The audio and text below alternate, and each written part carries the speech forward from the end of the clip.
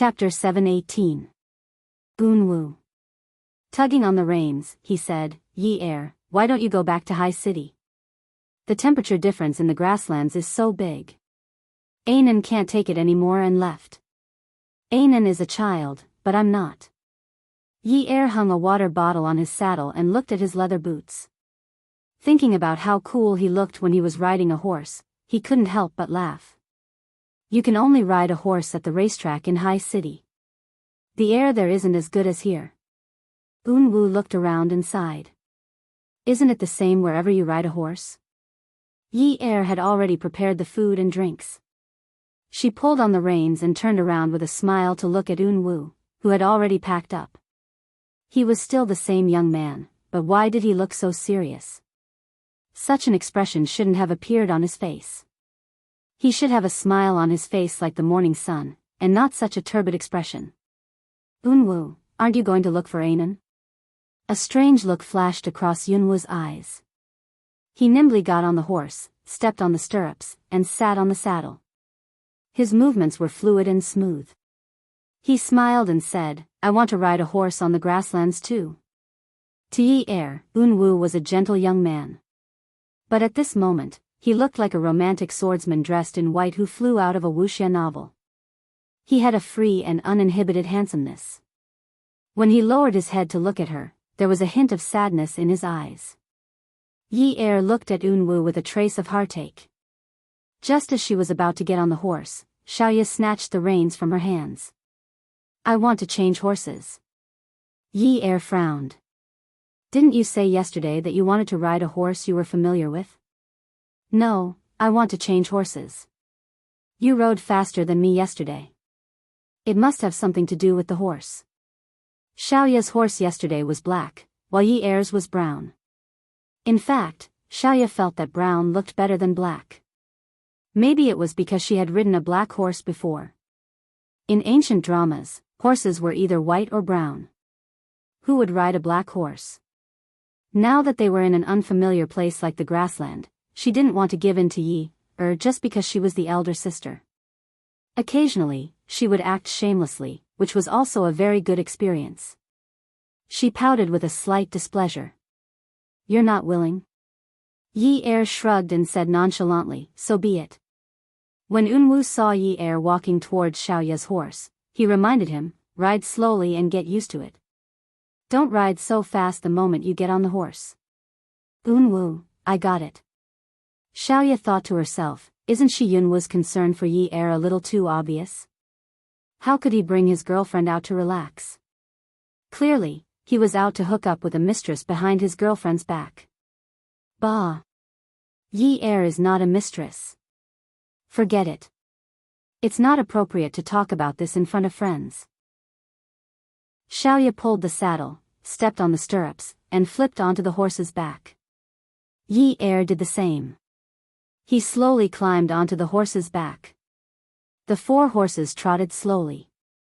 With the herdsman following them, they felt even more secure. There was another horse following them from a distance. It was Ye heir's bodyguard.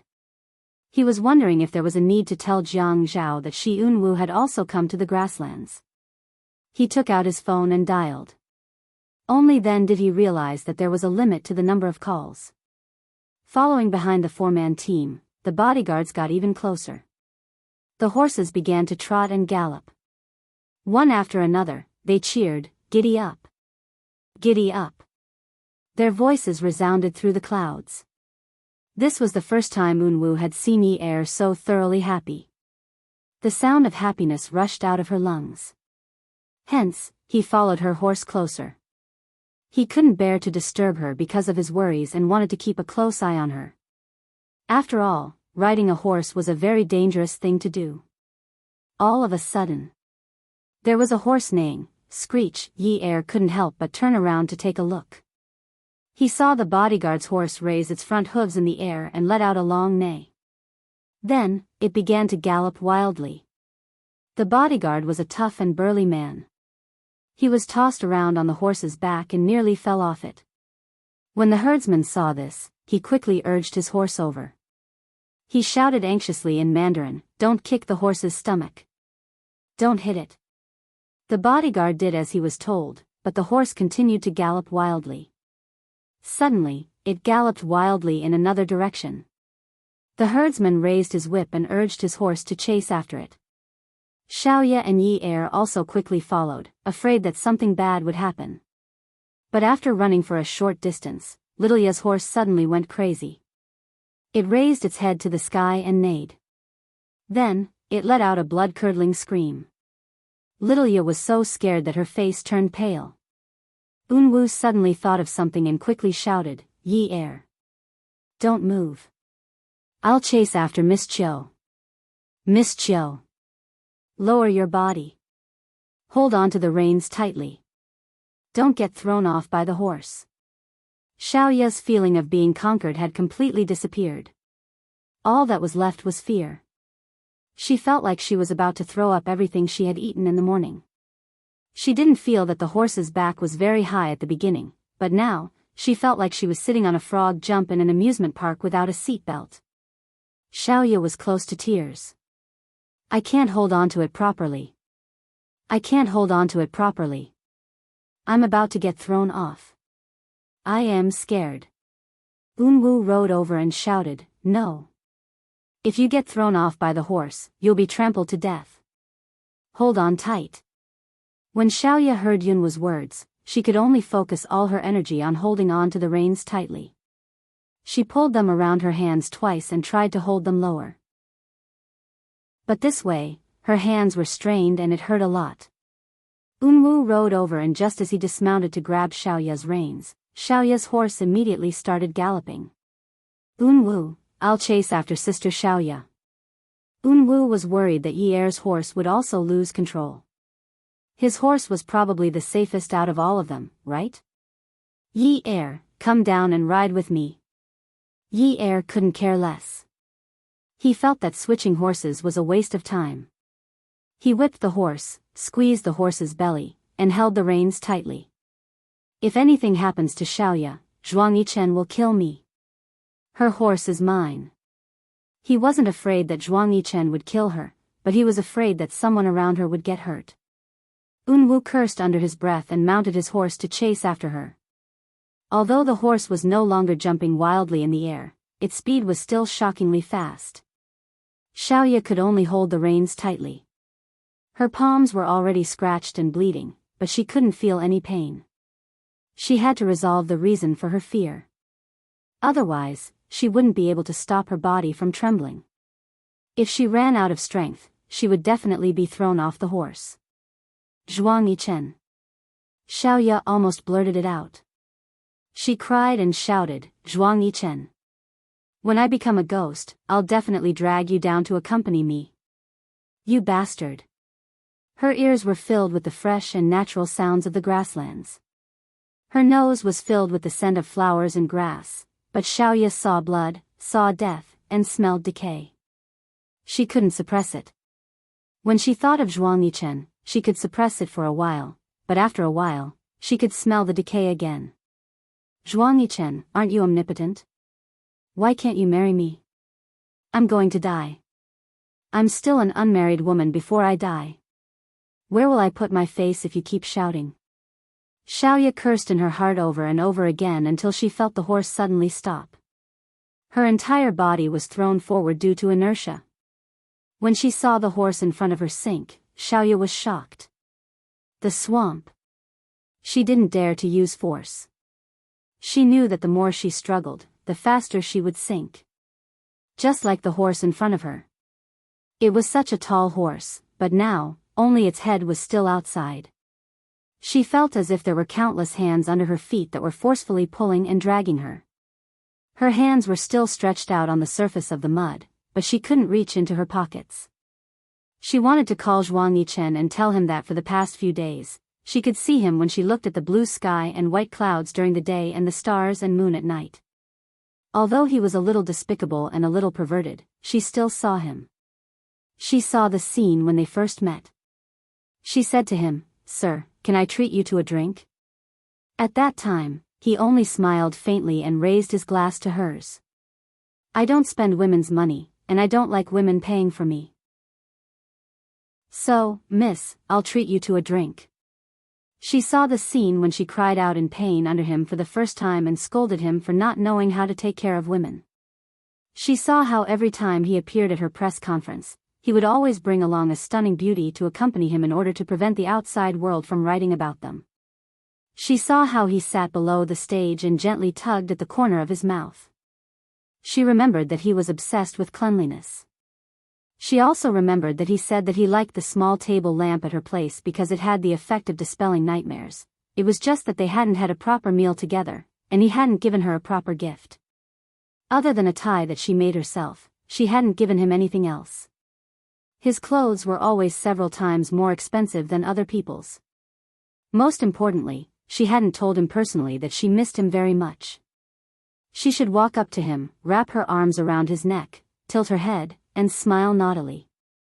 Zhuang Yichen, I think I've fallen in love with you. Xiaoya hated crying, but at this moment, she stuck out her tongue and tasted something salty. She heard the horses neighing and opened her mouth. Her stomach felt like it was being strangled by thick mud. She used all her strength to shout in the direction of the sound, "Don't come over." Yunwa's and Yi Er's horses weren't startled, so when they reached the swamp, they sensed danger and slowly stopped. Yi Er saw that Xiaoya was stuck in the mud and was so frightened that his face turned pale. In a moment of stupidity, he wanted to rush over. Looking around, there weren't any obvious puddles and the green grass grew evenly. How could it be a swamp? Even though Unwu was usually calm, he almost lost his composure. He coldly shouted at Yi Er, "Stop right there." Unwu. Older sister Xiaoya. Even though Yi Er had watched some movies, he didn't know what to do next. The horse refused to move forward. "No, I have to pull her up." Yi Er was afraid that the mud would pull Xiaoya down. His waist was still exposed, but what about later? If Zhuang Yichen finds out that I caused older sister Xiaoya's death, he will definitely kill me. Yi Er's voice trembled uneasily. She always used such a tone to affirm that she had to save Xiaoya, forcing herself to believe that she had to save Xiaoya because she was afraid that she would die. This way, she would be braver. "You're not allowed to go over." Unwu bent down and pounded the ground. "As long as I'm here, no one can kill you." Welfare, Hongcha 866. Chapter 719. Stay where you are and don't move. I'll go over and think of something. Unwu removed the reins from Yi Er's horse and reminded her, "Yi Er, be good and stay here. Don't distract me and don't move at all. Do you understand?" Yi Er. She looked at Unwu, at this boy who was about her age. She had only seen him as calm as water, aloof from worldly affairs, with pure and clean eyes, face, and temperament. She had never felt that he was a proud leader. He was calm, indifferent, calm, self-controlled, and did not show any signs of panic. He gave people an endless sense of security just by looking at him. Yi Er nodded hesitantly. Looking at Unwu like this, she had already forgotten what kind of voice that immortal-like youth had sounded like in the early mornings, afternoons, and dusks of the art street. Unwu held on to his horse as he stomped hard on the ground. He looked for a relatively hard spot on the ground as he walked over to Xiaoya. As he walked over, he comforted Xiaoya, "Xiaoya, Jia, pull open your jacket and pull down your sleeves to your armpits. Don't make any big movements, then use both sleeves to tie a knot in front of your chest. Tighten it a little and tie a dead knot. Remember, don't make any big movements. Don't be nervous, I'll pull you up." Lilia listened to Enyo's voice. It was faint, like a spring in spring, flowing into her ears with a tinkling sound. It was as if a beam of pale yellow morning light had suddenly lit up in the darkness. Suddenly, her wildly beating heart began to calm down, as if she had taken a tranquilizer. She looked at the elegant youth, pulling the horse and steadily walking towards her step by step. The horse was obviously unwilling to go over, so Unwu walked in front of it. He clearly looked like a weak young man, but he seemed to have infinite strength. He pulled the restless horse and steadily walked towards Xiaoya's quagmire. Yi Er looked at Yunwa's back and walked forward unyieldingly. The sky above the swamp started to darken, and the sky slowly darkened. His heart started to ache. Unwoo, be careful. He took out his phone and wanted to call the ambulance, but there was a limit to the number of calls. Yi Er, don't move. Don't distract me. Unwoo did not turn around. He only responded to Yi Er calmly. When Yi Er nodded, that lump of sour air condensed in his nose, making him feel very uncomfortable. I won't move. Xiaoya looked at Unwoo and started to unzip her sportswear. The mud was now up to her waist, but her nervousness was easing. Her movements also slowly stopped trembling because of the boy walking towards her. She pulled out her sleeves and tied a knot in front of her chest. Sister Xiaoya, tie a knot until it's dead. I know. I'm just worried that the quality of the clothes won't be good. Later, when the seams are unzipped, these are the uniforms given by the station. Don't worry. The uniforms given by the TV station are of high quality. They're much better than the ones made in your shop. Embroidered pillow, look at how good your clothes are. It's not dirty yet it's practical. After you come out this time, you have to get this set of clothes fixed and hang it at home. Unwoo was afraid that Xiaoya would be nervous and scared, so he joked with her. There was already mud in front of him, so he could not move forward anymore. He tied a knot on one end of the rope in his hand. As he tied the knot, he weighed it in his hand. Unwoo held the small knot in his hand and looked at Xiaoya's position. He estimated the length of the rope and tied another knot. Xiaoya's face was already covered in mud. Unwoo threw the rope in his hand over. It landed steadily and accurately on Xiaoya's chest. Xiaoya was shocked. His aim was too accurate. Unwoo said. Sister Xiaoya, do you still have the strength? Yes. Very good. If you still have the strength, you must reach out and grab the rope later. Don't let your face be buried in the mud. I'm afraid you'll suffocate. Don't move it carelessly. I'm afraid you'll break a bone. Listen to me now. Thread the rope through the fixed sleeve in front of your chest. Okay. Xiaoya followed Yunwoo's instructions and threaded the rope through the looped sleeve in front of her chest. Sister Xiaoya, tie a knot. Tie another dead knot. You'll definitely kill me. Okay. Xiaoya tied another knot. She tugged at it to make sure it wouldn't budge. Then she said, Unwoo, I'm done. The mud was already up to her chest. Xiaoya felt that it wasn't difficult to breathe.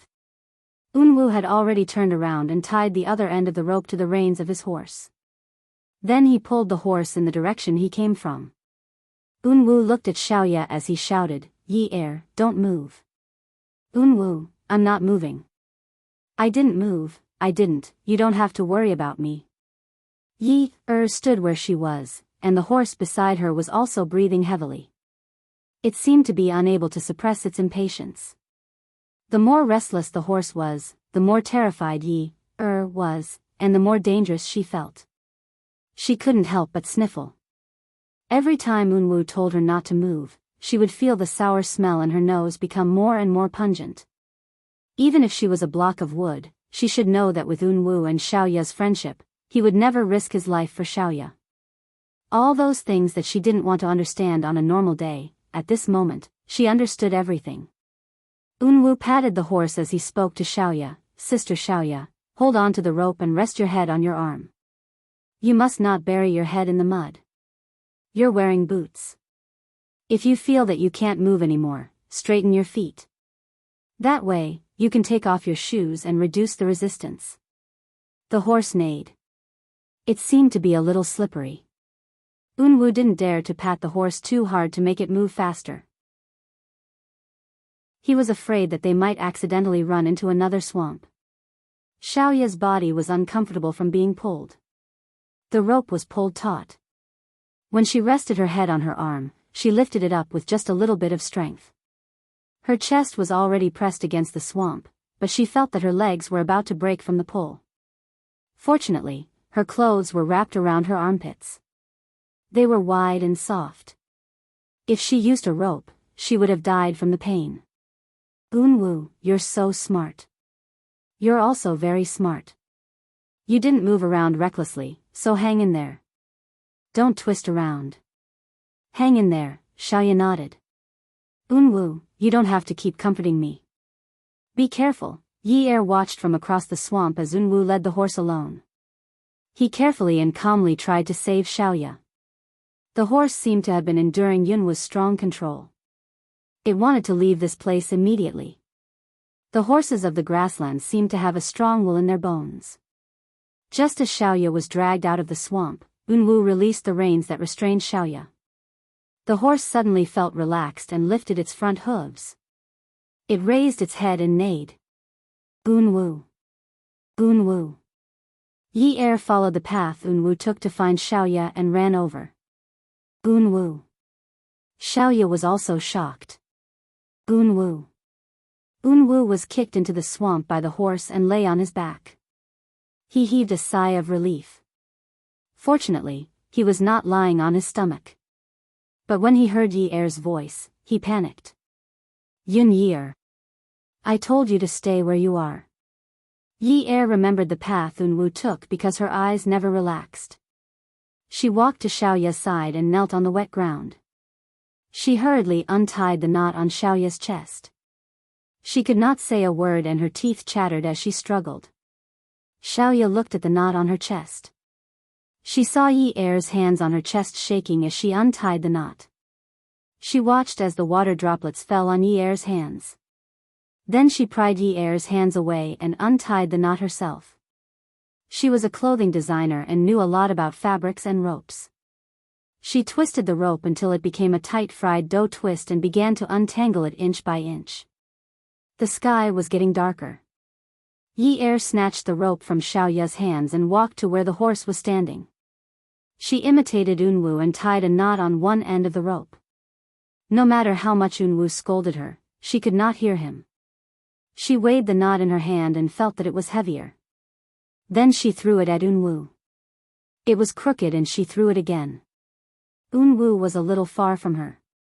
Yi Er was so anxious that she cried. Sister Xiaoya, how did this happen? How did this happen? Unwu clearly threw it in front of you just now, but why can't I throw it? Why can't I throw it? Xiaoya was covered in mud and stood beside Yi Er like a clay figurine.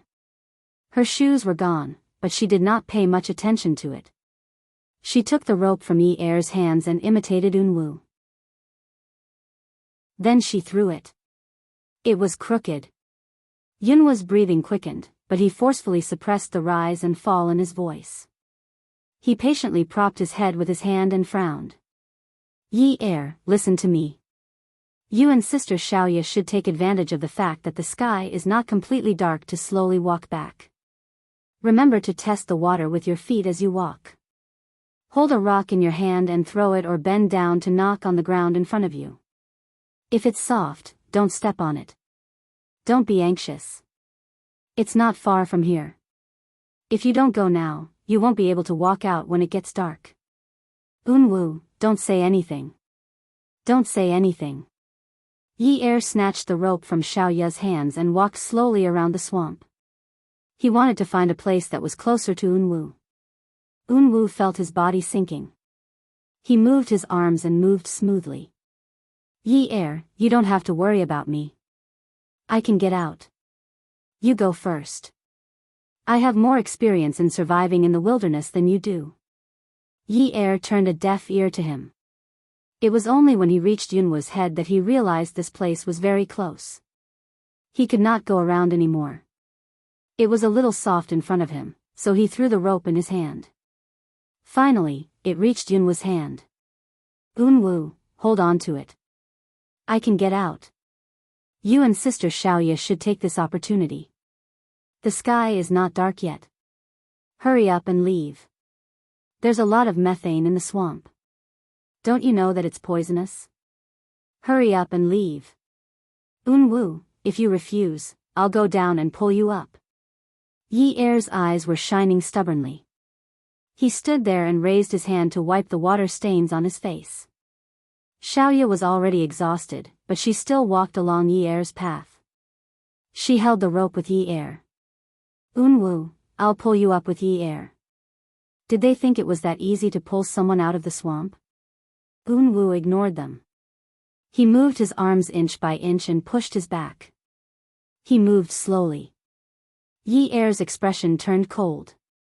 He placed the rope in his hand in Xiaoya's hand and turned around to walk back to the horse. Unwu was shocked.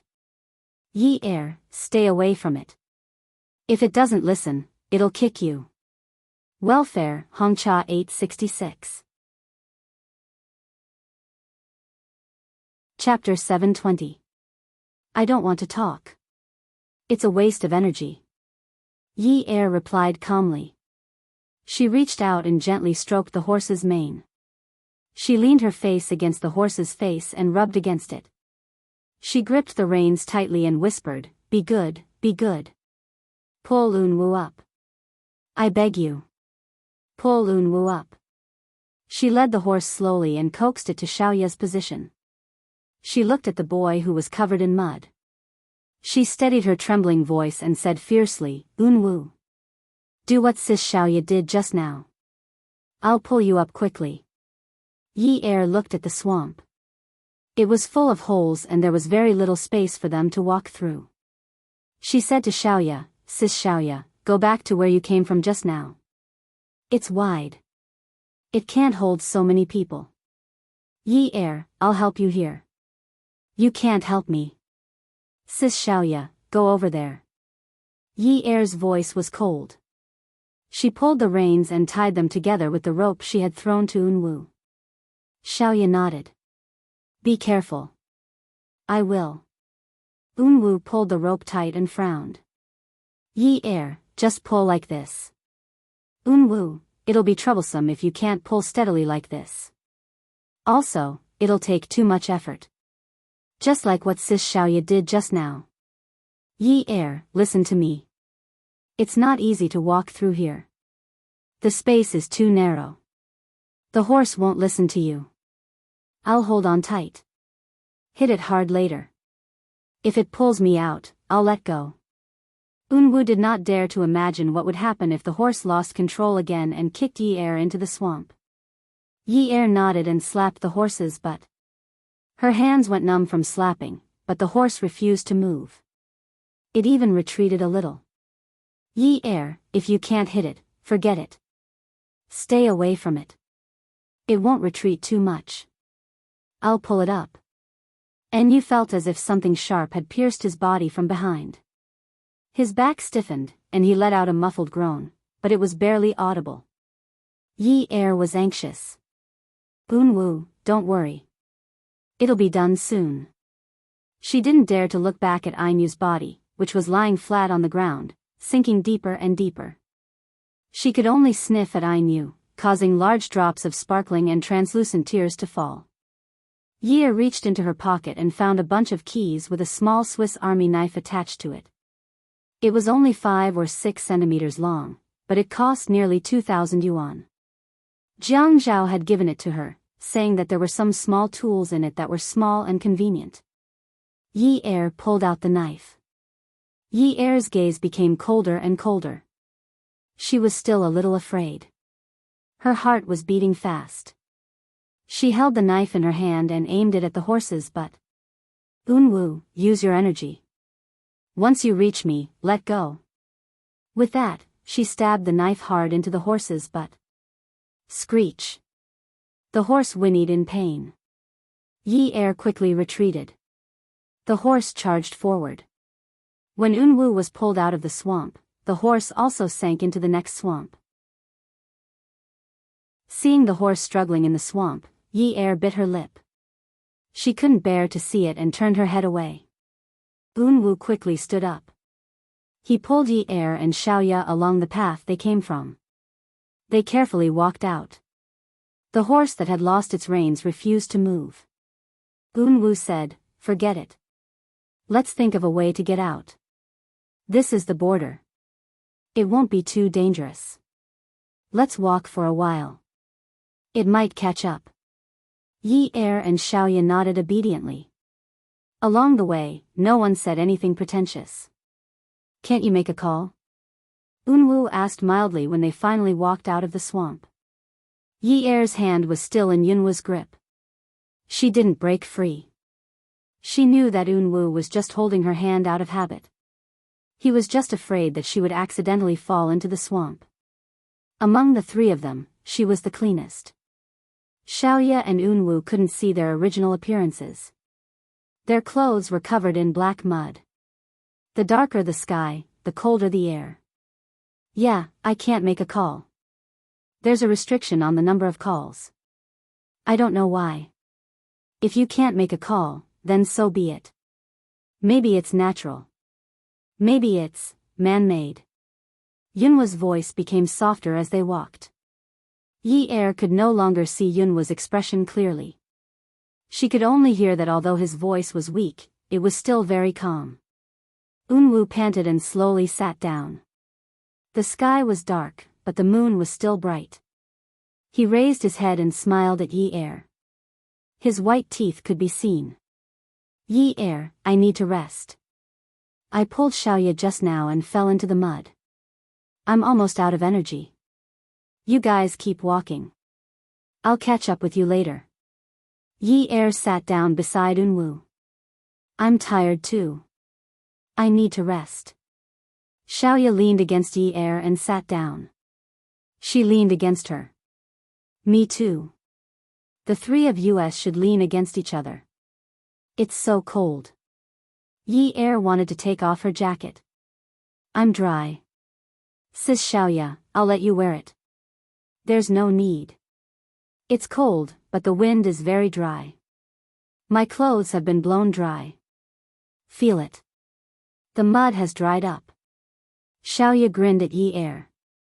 Yi Er touched Xiaoya's back. It was true. The mud was so dry that it prickled her hand. She casually touched Yunwu's back. Unwu stood up and dodged. Yi Er's expression changed. She raised her hand to herself. The moonlight was like silver. Although the color of her hand couldn't be seen clearly, Yi Er could clearly feel the stickiness. Trembling, she put her hand to her nose and looked at Unwu, who was on the verge of collapsing. She stood up as well. After a few hours, tears rolled down her cheeks again. She choked and whispered, Unwu. When Yi Er held Unwu in her arms, she started to hate the endless grasslands. There was no place to block out the wind, and the cold wind from the night drilled into their bones from all directions without any scruples. Yi Er couldn't forget how Unwu looked when he finally collapsed in front of her. He even smiled and told her that he was fine. He was just tired from walking and wanted to rest for a while. Xiaoya sat a few meters away from Yi Er. She fiddled with Yi Er's phone. No matter how hard she tried, she couldn't make a call. But the screen turned black. She just held the phone and buried her head in her knees. Is it really necessary for you to change your view of a person to this extent before it can change? At least, Xiaoya remembered that Unwu had said that after they got out of the swamp, he would hang the uniform she was wearing at home. Actually, the uniform wasn't for the person she was supposed to be serving. It was for Unwu. She couldn't turn her head to look. She only felt terrible.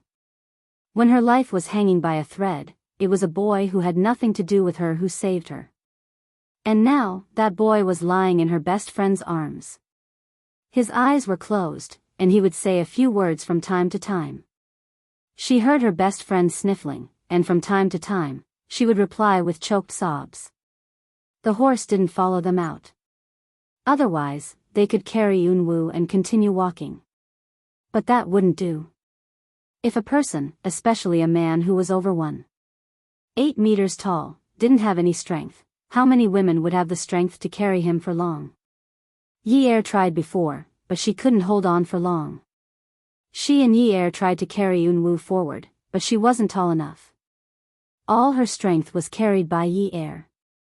Together, they couldn't even walk a kilometer. Now, they were resting in a place that hadn't changed at all. At a glance, there was only the boundless night sky and the boundless dark grassland. There were no more wild flowers or butterflies. There was only the eerie aura of death. Yi Er placed Unwu on his side. She placed her clean legs under his head so that he could sleep more comfortably. Her dry coat was wrapped around his body. The temperature difference in the grassland was very large. The night was very cold, but Yi couldn't feel the cold anymore. He didn't know what had pierced his back, but there was a long wound. The smell of blood was really disgusting. Yi. In the darkness, it was hard to see what Yunwoo's lips looked like. She could only hear that his voice was very dry, as if he was dehydrated. There wasn't a trace of color in it. Yi touched Yunwoo's face and gently comforted him. Yunwoo, it's daybreak. I'll go find water. Yi, don't feel guilty. Yunwoo. Yi, actually, I don't need to feel sad. I'm going to die. Even if I didn't come this time, I would still die. Don't talk nonsense. Yi-er's hand was on Yunwoo's face, and he couldn't stop trembling. My heart isn't good. I had a heart transplant when I was 8. I don't have a long life to begin with. Yunwoo said this without much regret. It was as if he was talking about someone else and had nothing to do with him. Do you know Anan? She didn't leave because of the temperature difference in the grassland. She was chased away by me. I couldn't keep her around. Grandpa is a person who plans ahead for a rainy day. And is a child he adopted. I only just found out that An was a match with me since she was young. Grandpa adopted her so that when my heart fails one day, he could swap it with hers. Even though it was night and there were only the stars and moonlight, Yi felt like he was looking at a mirror in front of him. His eyes were wide open in shock. An grew up with me. She's my little sister. How could I do that? If one day I have to sacrifice my little sister to survive, I can't do it. Furthermore, the surgery might not be a 100% success rate. If I don't live, An won't live either. Yunwoo sighed.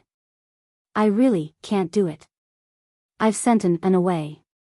Yi, even if today's incident didn't happen, I won't be able to live for long, so don't feel guilty, don't blame yourself, just be a good Mrs. Jiang. When the sun rises, you and Sister Xiaoya go out, go to a place with good water plants, maybe you'll meet a herdsman. If you stay here and guard me without contacting the outside transportation, you'll die. Even though Yunwoo's voice was soft, he tried his best to speak in a steady and continuous manner. He thought that this way, Yi wouldn't notice his weakness. Yi shook his head. He hugged the boy's head and shook his head. Yunwoo, I won't leave you behind. I won't. No matter what the reason is, I won't leave you behind. Hi. Yunwoo sighed. Yi, let's talk about something else. Have I ever told you that I like you? Then do you know that I like you? I know. Yi, if I had told you earlier, before Jiang Zhao, that I like you and want to be with you, would you have been with me? Would I? Yes. Yunwoo reached out and placed his hand on Yi-er's thigh. He brought it close to his face and then placed his hand under his face. It was very cold, but at this moment, he felt a warm liquid dripping onto the back of his hand. It was warm and very hot. Yi, in your next life, please be with me. I'll wait for you, okay? Yi shook his head. Under the moonlight, his face was already glistening. He reached out to wipe the water off his face and bit his lip. He touched Yunwoo's face with one hand and clutched his thigh with the other. I don't believe in the next life. Powerful novel, Shinwoo 799. Chapter 721. You really don't understand romance.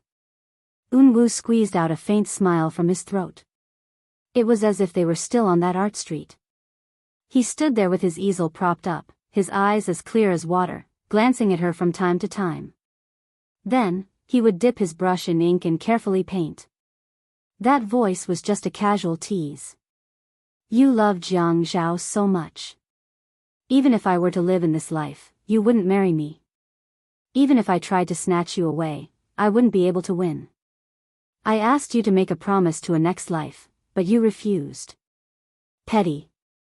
Yi clutched her leg, the pain was unbearable. Unwu, I don't believe in a next life. Believe in it. Let me have some thoughts. At least give me some hope. There was a kind of voice, as lonely as snow. There was a kind of waiting, as lonely as snow, as white as the sky, with a hint of desolation. Yi Er shamelessly realized that her heart was hurting. Other than Jiang Zhao, she was hurting for another man. Her tears were like diamonds shining under the moonlight, sprinkling on the boy's face. Unwu. Unwu let out a long sigh. His breath was getting weaker and weaker. So what if I believe in a next life? Yi Er held Yunwu's hand tightly, as if trying to hold on to his weak breath. Unwu, I believe in you. Unwu chuckled softly, with a trace of satisfaction. He had been lying on her leg with his back facing her, but at this moment, he turned his head, opened his eyes, and looked at Yi Er. The moon was like silver. Under the clear moonlight, his gaze was as clear as water. The joy in his eyes was as dazzling as the sunlight in the day. Then in the next life, marry me. You're not allowed to regret it. I'll let you go in this life and let you live happily with Jiang Zhao. I won't regret it. Yi Er, you can't forget. Remember that you promised me a next life. I won't forget. Unwu, I won't forget. Yi Er couldn't see the pair of gems that reflected the moonlight. His eyes closed again. Yi Er hugged Yunwu's head tightly. No matter how much she shouted, Unwu didn't respond to her. Yi Er's shoulders trembled violently. She choked with grief. Unwu, don't sleep. Unwu, you're going to the other world so early. Do you want me to die too? Can't you live a few more years and wait for me? Unwu. After a while, Unwu weakly said, Yi Er, if I'm lucky enough to live a little longer, let me pursue you just once. The thing I regret the most in my life is missing you and letting Jiang Zhao beat me to it. What a pity. Yi Er hurriedly nodded. Okay. Then you must pursue me. The thing I regret the most in my life is not being pursued properly. Unwu. Anyway, I'm already divorced. You can do it. We're both single. You must pursue me. Ha. Unwu chuckled, but only he could feel the bitterness in his throat. It was so bitter that even his tongue felt numb. Yes, I'll definitely pursue you properly and learn everything I can about pursuing girls. Yi Er, you're the first girl I've ever liked. You're the only girl I've ever liked. I must pursue you. Yi Er didn't know why, but Yunwu's words were always very coherent. Although he was a little weak, he didn't seem to be panting and seemed very stable. But after he finished speaking, there would be no response for a long time. It was as if this person would never speak again. It caused the surroundings to be shrouded in a heavy aura of death. Countless military off-road vehicles were sweeping the grassland in all directions with their headlights on. The barking of police dogs could be heard one after another on the grassland. Helicopters were flying along the grassland with high-powered searchlights on the ground, searching carefully. Jiang Zhao sat in the helicopter. His ears were filled with the deafening sound of the propellers and motors. He looked out the window. Under the high-powered searchlights, the grassy plains were fanned by the propellers. The wind was blowing, causing ripples on the grassy plains. His brows were furrowed tightly, and his face looked as if it was carved out of stone. It was so cold that it was hard. The meeting was not over yet. When he heard that Yi Er was missing, he left everything behind and left. The bodyguards had been found, but Yi Er was still missing. Ever since the search and rescue was arranged, he had not said a word. He only looked at every corner that he could see. He was so serious that even the pilot was a little shocked. There was another person who had the same expression as him. It was Zhuang Yichen, who was sitting at the back of the helicopter. This was the first time Zhuang Yichen and Jiang Zhao were sitting together in public. But their purpose was the same. They were looking for someone. He didn't have the time and mood to reminisce. He just wanted to find that woman as soon as possible. The walkie-talkie was reporting some useless information. Jiang Zhao and Zhuang Yichen could only focus their attention outside. At this time, a long string of coordinates was reported from the walkie-talkie. The pilot replied excitedly, "Roger, Roger. Snow Wolf, Roger. Mayor Jiang, we found 3 people over there. Let's go over now." Jiang Zhao immediately sat down. 3 people? Yes, 3 people. Xiaoya was holding her mobile phone and turned on the flashlight function. She pointed at the helicopter in the sky. "There are people over here. There are people over here." When Zhuang Yichen saw Xiaoya, his heart skipped a beat. Who was that person? Her hair was all black, and even her hair was covered with mud. Usually, she would not make such exaggerated movements. But he could still catch a familiar figure from those exaggerated movements. On the other hand, Jiang Zhao recognized Yi Er at a glance. It was so cold at night, and she was not wearing much. The strong light shone on her, but she did not even lift her head. She just hugged the head of the person who was lying on her lap tightly. She lowered her head. Before Unwu was sent to the operating theater, Shi Jintian rushed over. Unwu had been put on an 4 drip and was no longer in a coma. In the ward, Shi Jintian was crying on top of Unwu. When he called out his grandson's name, he felt he had aged instantly. Unwu. Unwu pulled Shi Jintian, and Shi Jintian put his ear close to Yunwu's lips. Yi. Yi. Don't touch her again. I beg you. Unwu was struggling to speak. Shi Jintian was shocked and looked at his grandson. You know about it? This was considered a silent acknowledgement. Unwu knew about Shi Jintian's love for him. When he thought about it, he regretted that he always stayed in the studio. It made his grandfather think that Yi Er was bothering him. That was why he wanted to kill her to get some peace and quiet. The 2 families would not be hurt.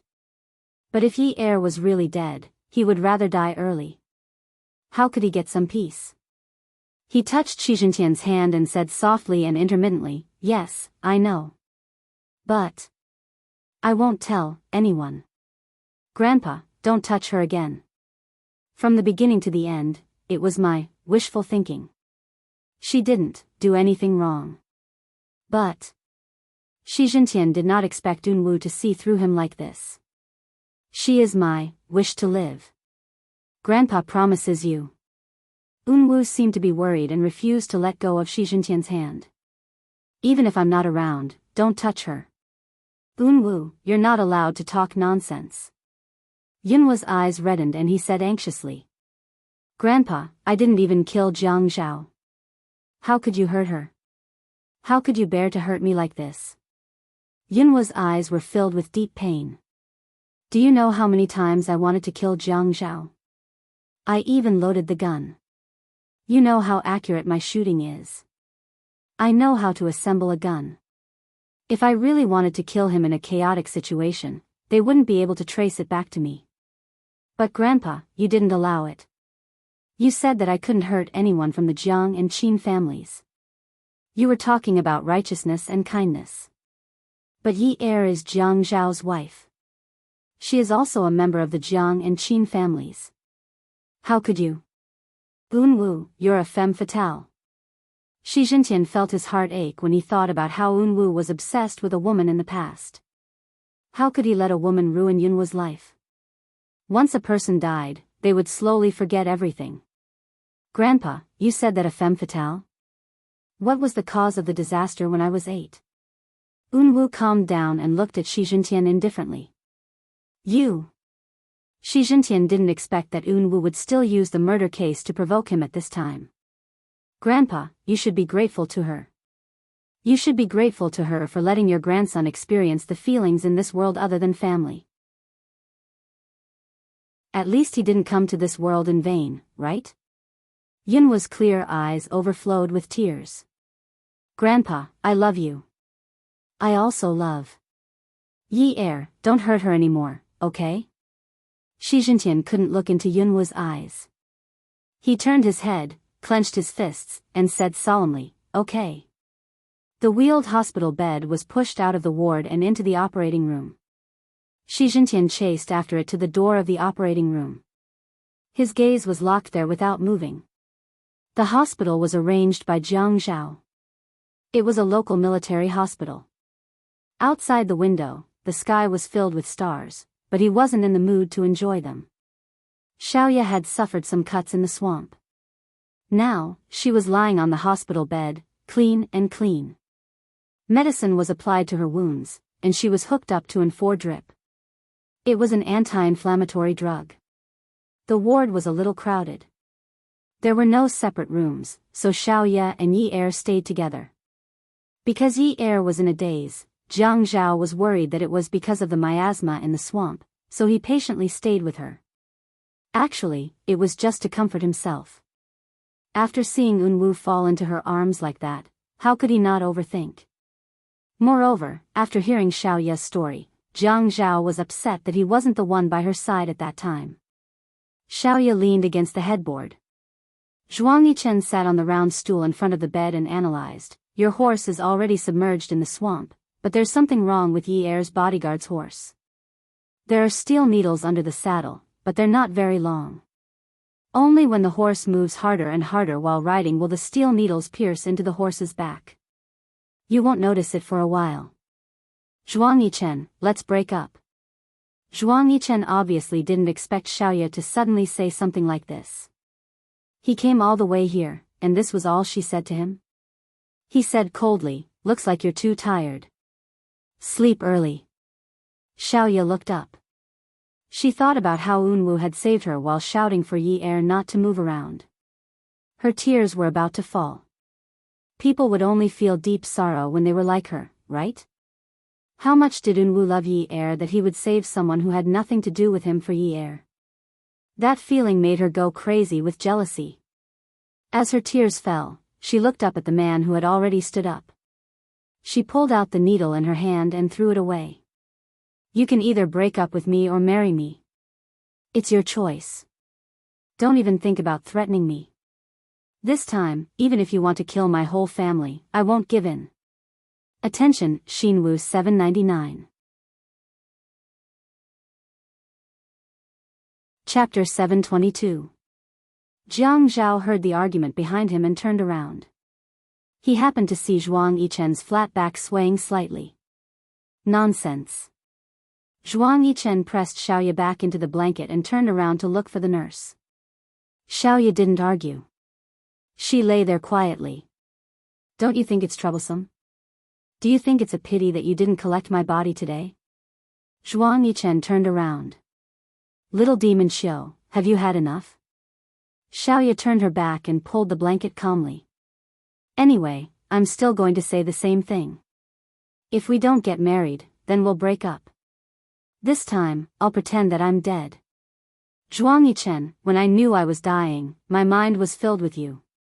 At that time, I was wondering if I should tell you that I seemed to have fallen in love with you. But my hand was outside the quagmire and my phone was in my pocket. I couldn't possibly tell you that I've been with you for 4 years, and in the end, that's my only wish.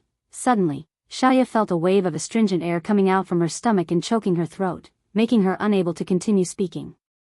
Her face was cupped by the man's large hand. After a while, he said leisurely, do you like a Chinese wedding or a Western one? Xiaoya held the man's hand and covered her face.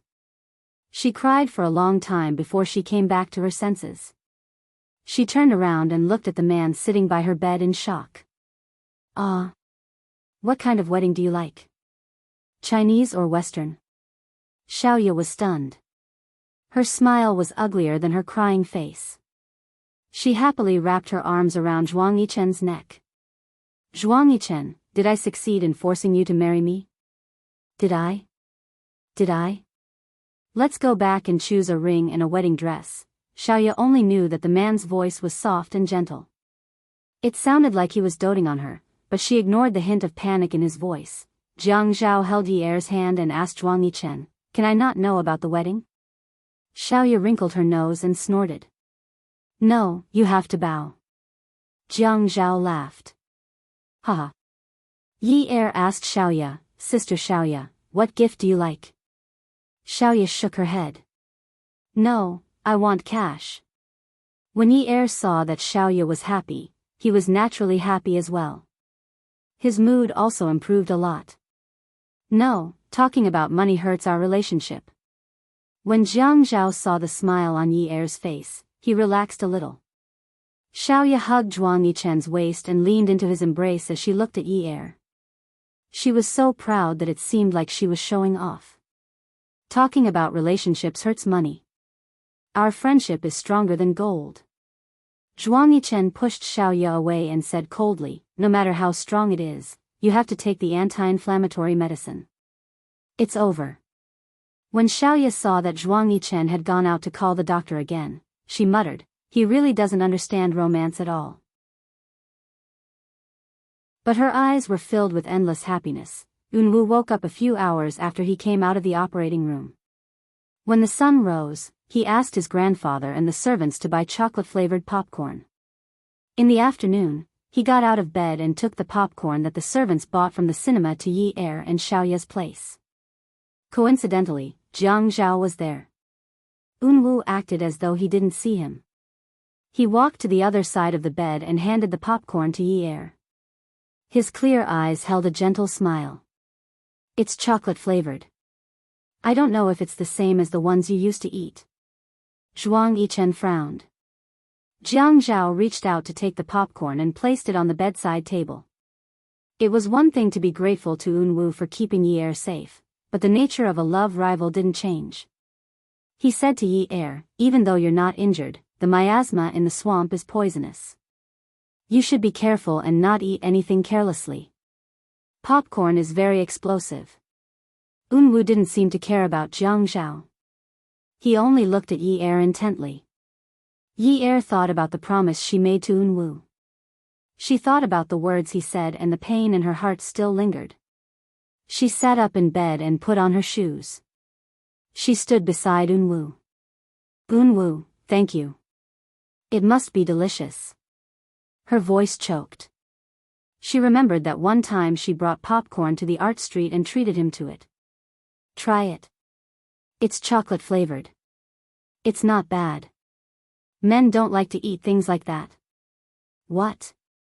Nowadays, young men and women all like to eat things like that. They eat it when they watch movies to kill time. She opened the packaging and ate it herself. It turned out that he remembered it after that one time. Jiang Zhao suddenly felt a stone pressed down on his heart. He had never known that Yi Er liked to eat things like that. He had never known. Seeing Jiang Zhao stand up, Unwu smiled. He actually didn't want Jiang Zhao to misunderstand. It was just that there were some things that he wanted to do in the past but couldn't. He wanted to fulfill some of his wishes. He was a little selfish, but he had already made himself magnanimous enough. You rest. I'll go rest too. When Jiang Zhao saw Unwu leave the room, he didn't say anything and followed him out. Yi Er was afraid that Jiang Zhao would do something stupid again, but when she went out, she saw that Jiang Zhao and Unwu were clearly heading in different directions. When Jiang Zhao returned, Yi Er found out that Jiang Zhao had gone to get discharged. On the plane, just as Yi Er was about to speak, the silent Jiang Zhao interrupted her. Yin Yi, don't even think about falling in love with someone else. Ah Zhao, I promised Unwu that he would pursue me. Yin Yi, you're really something. Jiang Zhao glanced sideways and saw Yi Er looking at him with tears in her eyes. His heart ached. You've only been separated from me for a few days. Ah Zhao, listen to me. I don't want to listen. Unwu is going to die soon. Yi Er reached out to cover her face. She was afraid that she would lose her composure, but she still felt unbearable grief. He only had one wish. Jiang Zhao looked up. He wasn't wearing a shirt or suit, so he thought that his tie was strangling his neck. When he reached out to pull it off, he realized that he wasn't on a business trip. He was only wearing a simple t-shirt. Don't try to fool me with this. Yi Er pressed her palm against her forehead and rubbed it. He had a heart transplant when he was 8 years old. He's going to die soon.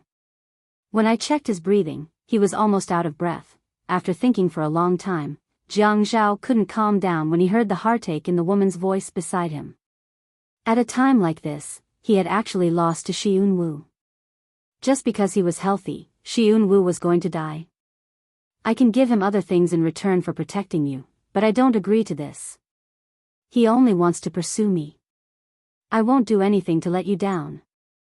Jiang Zhao looked at Yi Er. How was she asking for his opinion? She was clearly forcing him. Her attitude was so unyielding. He reached out to pinch her chin and pointed his index finger at her heart. Then what about your heart? Does your heart belong to me 100%? Yi Er's eyes suddenly flashed. She avoided his piercing gaze. My heart won't change, Zhao. From the beginning to the end, I've only ever loved one man, and that's you. In the past, now, and in the future. Jiang Zhao released his hand and smiled sadly. Yin Yi, you're so straightforward and sure. Are you trying to convince me or yourself? Yi Er refused to back down. She said that she would never go back on her word to Unwu. Never. Because of Yun Hongwei's matter, Jiang Zhao didn't dare to recklessly get close to him. They still lived separately. It wasn't until Enyu returned to Haicheng and began to take on the responsibility of sending Yi Er to work that Jiang Zhao finally couldn't sit still anymore. He directly moved into Zhuang Yichen's house and chased Zhuang Yichen out of Ninth Mansion. Yi Er, I realized that the sky is a little gray today. But when I thought of seeing you again, the sky and my heart suddenly turned blue. I wish you happiness. Yi Er opened the door. The person who delivered the flowers at the door handed them to her and took out his own light blue card. It was Yunwu's handwriting. She could almost see how happy he was when they were at the art street. She carried the flowers and went downstairs. Unwu was waiting there. Yi Er, did you sleep well last night? Very well. How about you? Unwu opened the car door for Yi Er. I had a good night too. I had a good night's sleep. And so it went on day after day. Yi Er, when I went to discuss the bid yesterday, I saw a girl in their company's HR department with hair that looked like yours. But your hair is longer than hers. When you tied it up, it was a little curly. Later on, I realized that it wasn't that similar. It was only because you both had a part black and part yellow. I wish you happiness every day. It was a purple card. Yunwa's handwriting wasn't as wild as Jiang Zhao's. It was delicate and strong. Yi Er, after I sent you to work yesterday, it started raining and the roads were very congested. But when I thought of how happy you were walking down the stairs with the flowers I gave you in a ponytail, I suddenly felt like the sky had cleared up. I wish you happiness too. It was a pink card. Yi Er, do you still remember when you wore a white dress? It was very beautiful, just like Xiao Longnu, but you couldn't move. When you stood still, you looked like Xiao Longnu, but when you moved, you looked like Huang Rong. Tell me, am I right? I think you're really cute like this. Sigh, I really like this side of you. It was a card that was half white and half bright red. The bright red half was obviously drawn on by Unwu himself. After an entire week, Jiang Zhao couldn't tolerate this anymore. No matter how Yi Er felt about it, he couldn't accept it. But if he spoke more harshly, Yi Er would say, aren't we divorced? And she would say something like, it's not like I've done anything inappropriate with Unwu. We haven't even held hands. Good Lord, so what if they hadn't held hands? Psychological infidelity was still infidelity. At this juncture, could he say that he hadn't even signed the divorce agreement? Could he say that they hadn't gotten a divorce certificate? Of course, he couldn't say that with that woman's IQ, he could still deceive her a little. The reason for their divorce was because of Yun Hongwei. This was a bottom line that no one wanted to cross. He couldn't even tell her that they were still husband and wife. He was thinking that this was his retribution, right? Back then, he was so confident that he could have her in the palm of his hand. With one phone call and timing, even if she had just come out of the bathroom dripping wet, she would still have to run downstairs to see him. He had always been controlling her, but now his emotions were being led by the nose by her. Was this the legendary inner strength backlash? Beauty novel, Shinwoo 799. Chapter 723. It was a Sunday morning and the sun was shining brightly. The white Maserati opened up and there was a huge bouquet of purple and gold roses in the back seat. It was very beautiful and the bouquet was stuck in the back seat. A smaller girl would probably drown in it if she held it in her arms. Such a rare flower was obviously flown in from abroad. It was very difficult to cultivate and the production was very low. Such a huge bouquet was worth millions. The boy who was driving smiled casually. His features were delicate and pretty. His handsome and elegant temperament attracted the hearts of the young girls on the road. It was a flight. The car drove into 9th Mansion. Today, Jiang Zhao did not generously let do as she pleased. Instead, he waited downstairs early in the morning. Good heavens, didn't he ask the florist to send flowers today? Such a huge bouquet would crush someone to death. Jiang Zhao walked over. He felt that Eunwoo did not change much from before. He walked over like a gentleman. Eunwoo got out of the car and greeted politely, "Good morning, brother Zhao." "Good morning." Why did Jiang Zhao feel so uncomfortable? Was he the one who went to look for Shi Eunwoo? Shi Eunwoo was more generous than him? Oh, the mistress wanted to enter the house? Why are you here so early? Eunwoo took out the flowers from the back seat. The bouquet was too big and blocked his chest. It looked very heavy. However, the boy was so beautiful that he looked like a peach blossom. "I'm here to deliver flowers to Yi heir." Jiang Zhao spat in his heart. "Bah. That's my wife. King make it sound like she's the real deal." If it wasn't for the fact that this was not the time to quarrel with his wife, he would have chopped you up. "Oh, I'll just bring it home for her." "You've spent a lot." Jiang Zhao emphasized the words, "bring it home." He took the flowers from Eunwoo like a gentleman and looked at Eunwoo meaningfully. "Shi Eunwoo, what trick are you playing?" Eunwoo shrugged innocently. "Then I'll have to trouble you, Zhao bro." Then she turned around and got into the car. She looked at Jiang Zhao with a smile in her pure eyes. "I'll ask Yi heir later if he likes it." Jiang Zhao almost vomited blood. Motherf ***. That was his wife, and he still had to bring flowers upstairs for his mistress. His mistress was much more magnanimous than him. ***ck. In Jiang Zhao's mind, he had never used so many vulgarities before. However, during this period of time, he had used the most vulgarities. Suppression. Suppression. Just as he turned around and went upstairs, his phone rang. It was Zhuang Yichen. "Hello. Brother Zhao, how long are you going to stay in my house?" "What's wrong?" "I can stay as long as I want." Jiang Zhao thought about it. That's not right. What he said was too ominous. "Stay for a few more days." How many days is a few days? 2 days or the 9 heavens? "I'm buying it for you." "What are you shouting for?" "I'm not short of money, so why should I sell it to you?" "You're not short of houses, so why do you care how long I stay?" "Xiaoya likes to stay at 9th Mansion." "Then get Xiaoya to come over and stay with Yi heir. She could help him keep an eye on his enemies." Zhuang Yichen was stunned for a moment. What kind of bro was this? If Xiaoya went over to stay with Yi heir, then where would he stay? "You." Jiang Zhao said confidently, "That's right." "What about you?" Zhuang Yichen was annoyed. "You're going too far." Jiang Zhao laughed. "You're being ridiculous." Zhuang Yichen scolded again, "You're being unreasonable." Jiang Zhao said, You're making trouble out of nothing." Zhuang Yichen was infuriated by Jiang Zhao. Who's making trouble out of nothing? Jiang Zhao was in a bad mood because of Eunwoo. Of course, he wouldn't let go of the chance to anger Zhuang Yichen to death. "Of course it's you." You said that you'd let me stay in the house, and now you want to take it back. What kind of logic is that? You're making trouble out of nothing. If that's not making trouble out of nothing, then what is it? Zhuang Yichen had only wanted to call Jiang Zhao to discuss the matter. Xiaoya kept grumbling that she was going to get married, but she was still living in her own house.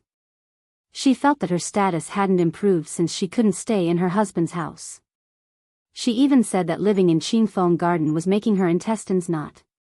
Living here made her feel like she was an outsider. He said that they should move back to the suburbs, but she said that he usually stayed at 9th Mansion and that she liked living there too. Seeing that Xiaoya was drawing a blueprint and saying that she wanted to design a wedding dress for him, Zhuang Yichen made up his mind and started arguing again. The house is mine. I don't want to let you stay in it. What's wrong? Jiang Zhao laughed out loud. Hugging a large bouquet of flowers, he shook his head. Hearing that Zhuang Yichen was angry made him feel a little better. I want to stay. What's wrong with you? Chase me away if you dare. Xiaoya snatched the phone and said to Jiang Zhao, why are you arguing so early in the morning? Are you guys gay? You're like a married couple, and you're even bickering? Xiaoya had become his wife, and her tone was arrogant. In the past, she wouldn't have dared to snatch Zhuang Yichen's phone to talk to Jiang Zhao. No matter how bold she looked, she was still afraid of Zhuang Yichen. But now that she was going to be Mrs. Zhuang, she should have some dignity, shouldn't she? Zhuang Yichen pulled Xiaoya into his arms and bit her ear. My dear wife, speak louder. We want our house back. Xiaoya's face heated up and her heart warmed. She was about to fight with Jiang Zhao, but the call was already hung up. When she called again, Jiang Zhao shamelessly turned off his phone. Xiaoya grabbed Zhuang Yichen's collar and shouted, Jiang Zhao, that bastard, doesn't play by the rules. He's shameless. Hubby, you have to avenge me. Huh, okay. We'll go back tonight and chase him out. Xiaoya said, okay. Husband and wife are of one mind. Zhuang Yichen added, so sharp that it can cut through gold. Zhuang Yichen hugged Xiaoya even tighter. Haven't you seen a diamond ring that you like? No. Zhuang Yichen kissed Xiaoya's neck. Why don't we order one? We'll buy a ring after my wedding dress is done. Okay, you can decide on this. Jiang Zhao hung up the phone. *CK, he was so angry in the morning. Shi Yunwu made him angry, and now Zhuang Yichen and his wife were showing off their love over the phone to provoke him. Was the whole world laughing at him for being alone? Today, he didn't knock on the door and didn't pretend to be a gentleman. He just opened the door. He changed his shoes. Yi Er had just finished preparing breakfast when she saw Jiang Zhao come in with a big bouquet of purple and gold roses. She looked unhappy and guessed that it was a gift from Unwu. Jiang Zhao walked over and threw the bouquet to Yi Er.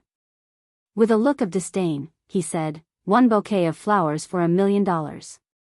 Remember to ask him to convert it to cash next time. You can use it to supplement your family's expenses. After saying that, he sat down at the dining table like the male owner of the house. He picked up a bowl of porridge and started eating calmly. Yi Er put the flowers on the tea machine in the living room and sent a message to Unwu, saying that she liked them very much and that the flowers were very beautiful. She then went to the kitchen and took out some bread and fried eggs for Jiang Zhao. She smiled at Jiang Zhao, who was busy eating. Why are you here so early today? Jiang Zhao snorted. If I didn't come early, would you have gone out for a ride with him? She held the bread in her hand and wrapped Jiang Zhao's favorite side dishes in it. She handed it over. Even if he went out, it was just for a ride. Don't think too much. I told you everything clearly, but you still don't believe me?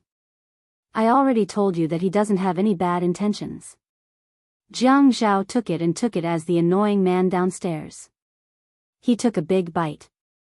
I'm here today because I need to talk to you about something. What is it? You have to go to G City with me. Did something happen to Shenzhen again? Yi Er was really worried about that beauty.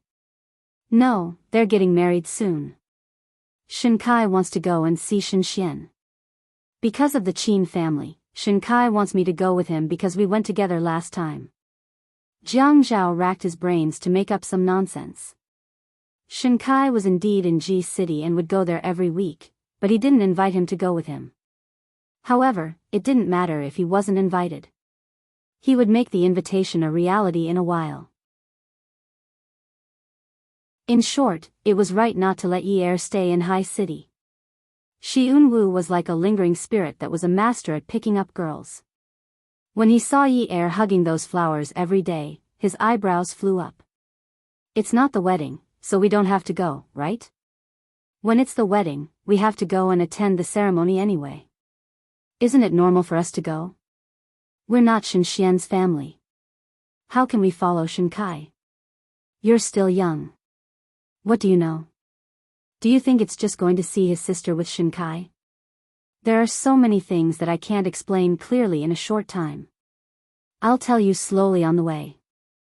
Jiang Zhao felt that it was not a problem for him to fool a woman like Yi Er. He could make it sound more serious and that stupid little fox could only listen to him obediently. As for an explanation, he really hadn't thought of a good one. Rather than saying that he would tell her slowly on the way, it was better to say that he would think of a way to explain it to her slowly on the way. Just as Jiang Zhao thought, Yi Er really didn't dare to think about it in detail.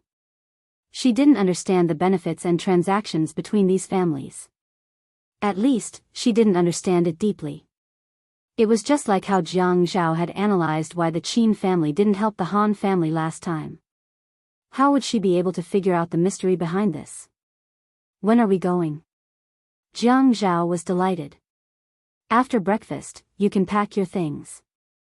I'll go back and pack my things too. We'll set off immediately. Yi Er looked at the clock on the wall. So soon.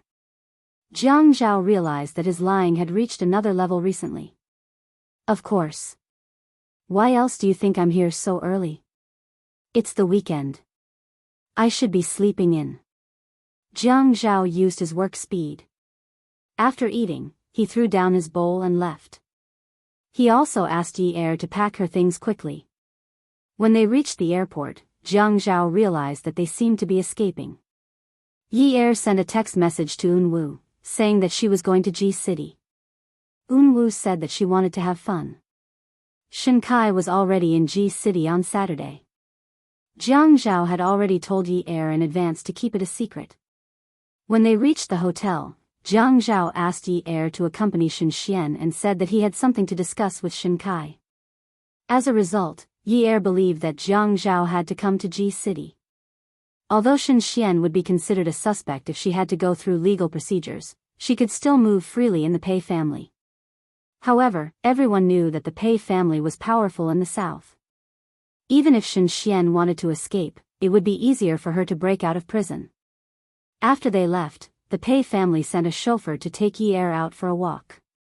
Yi Er and Shinxian sat in the back. Shinxian was more silent. This was different from the Shinxian that Yi Er remembered. Shinxian had been in the limelight for the past 2 years in Haicheng. She was known as a playboy and changed boyfriends one after another. They were either playboys or third-rate celebrities. Other than those who had good looks, none of them were decent. However, at this moment, Shinxian was sitting quietly by the window. She was completely different from the beautiful women in the headlines who wore heavy makeup and showed off their waists. Her black hair was tied up behind her head. She was as still as a puddle of water. She looked like a weak woman who could not withstand the wind. The orange sunlight shone on her face. On her porcelain white skin, her thin hair glowed faintly. When she looked out of the window, her side profile was so beautiful that it could not be imagined. Yi Er could not help but swallow his saliva. He patted his chest and asked, "Where do you want to go?" Shinxian stared out of the window and said faintly, "Accompany me to get a tattoo." There was no discussion. She wanted to get a tattoo. Yi Er had a Persian chrysanthemum tattoo on his ankle before. He did not know what Shinxian wanted to get. Shen Xian turned her head and smiled faintly. I want to get a ring tattoo. Yi Er frowned slightly. Ring? Yes, ring. Shen Xian turned her head away again. Her voice was choked. Ad Hongcha 866.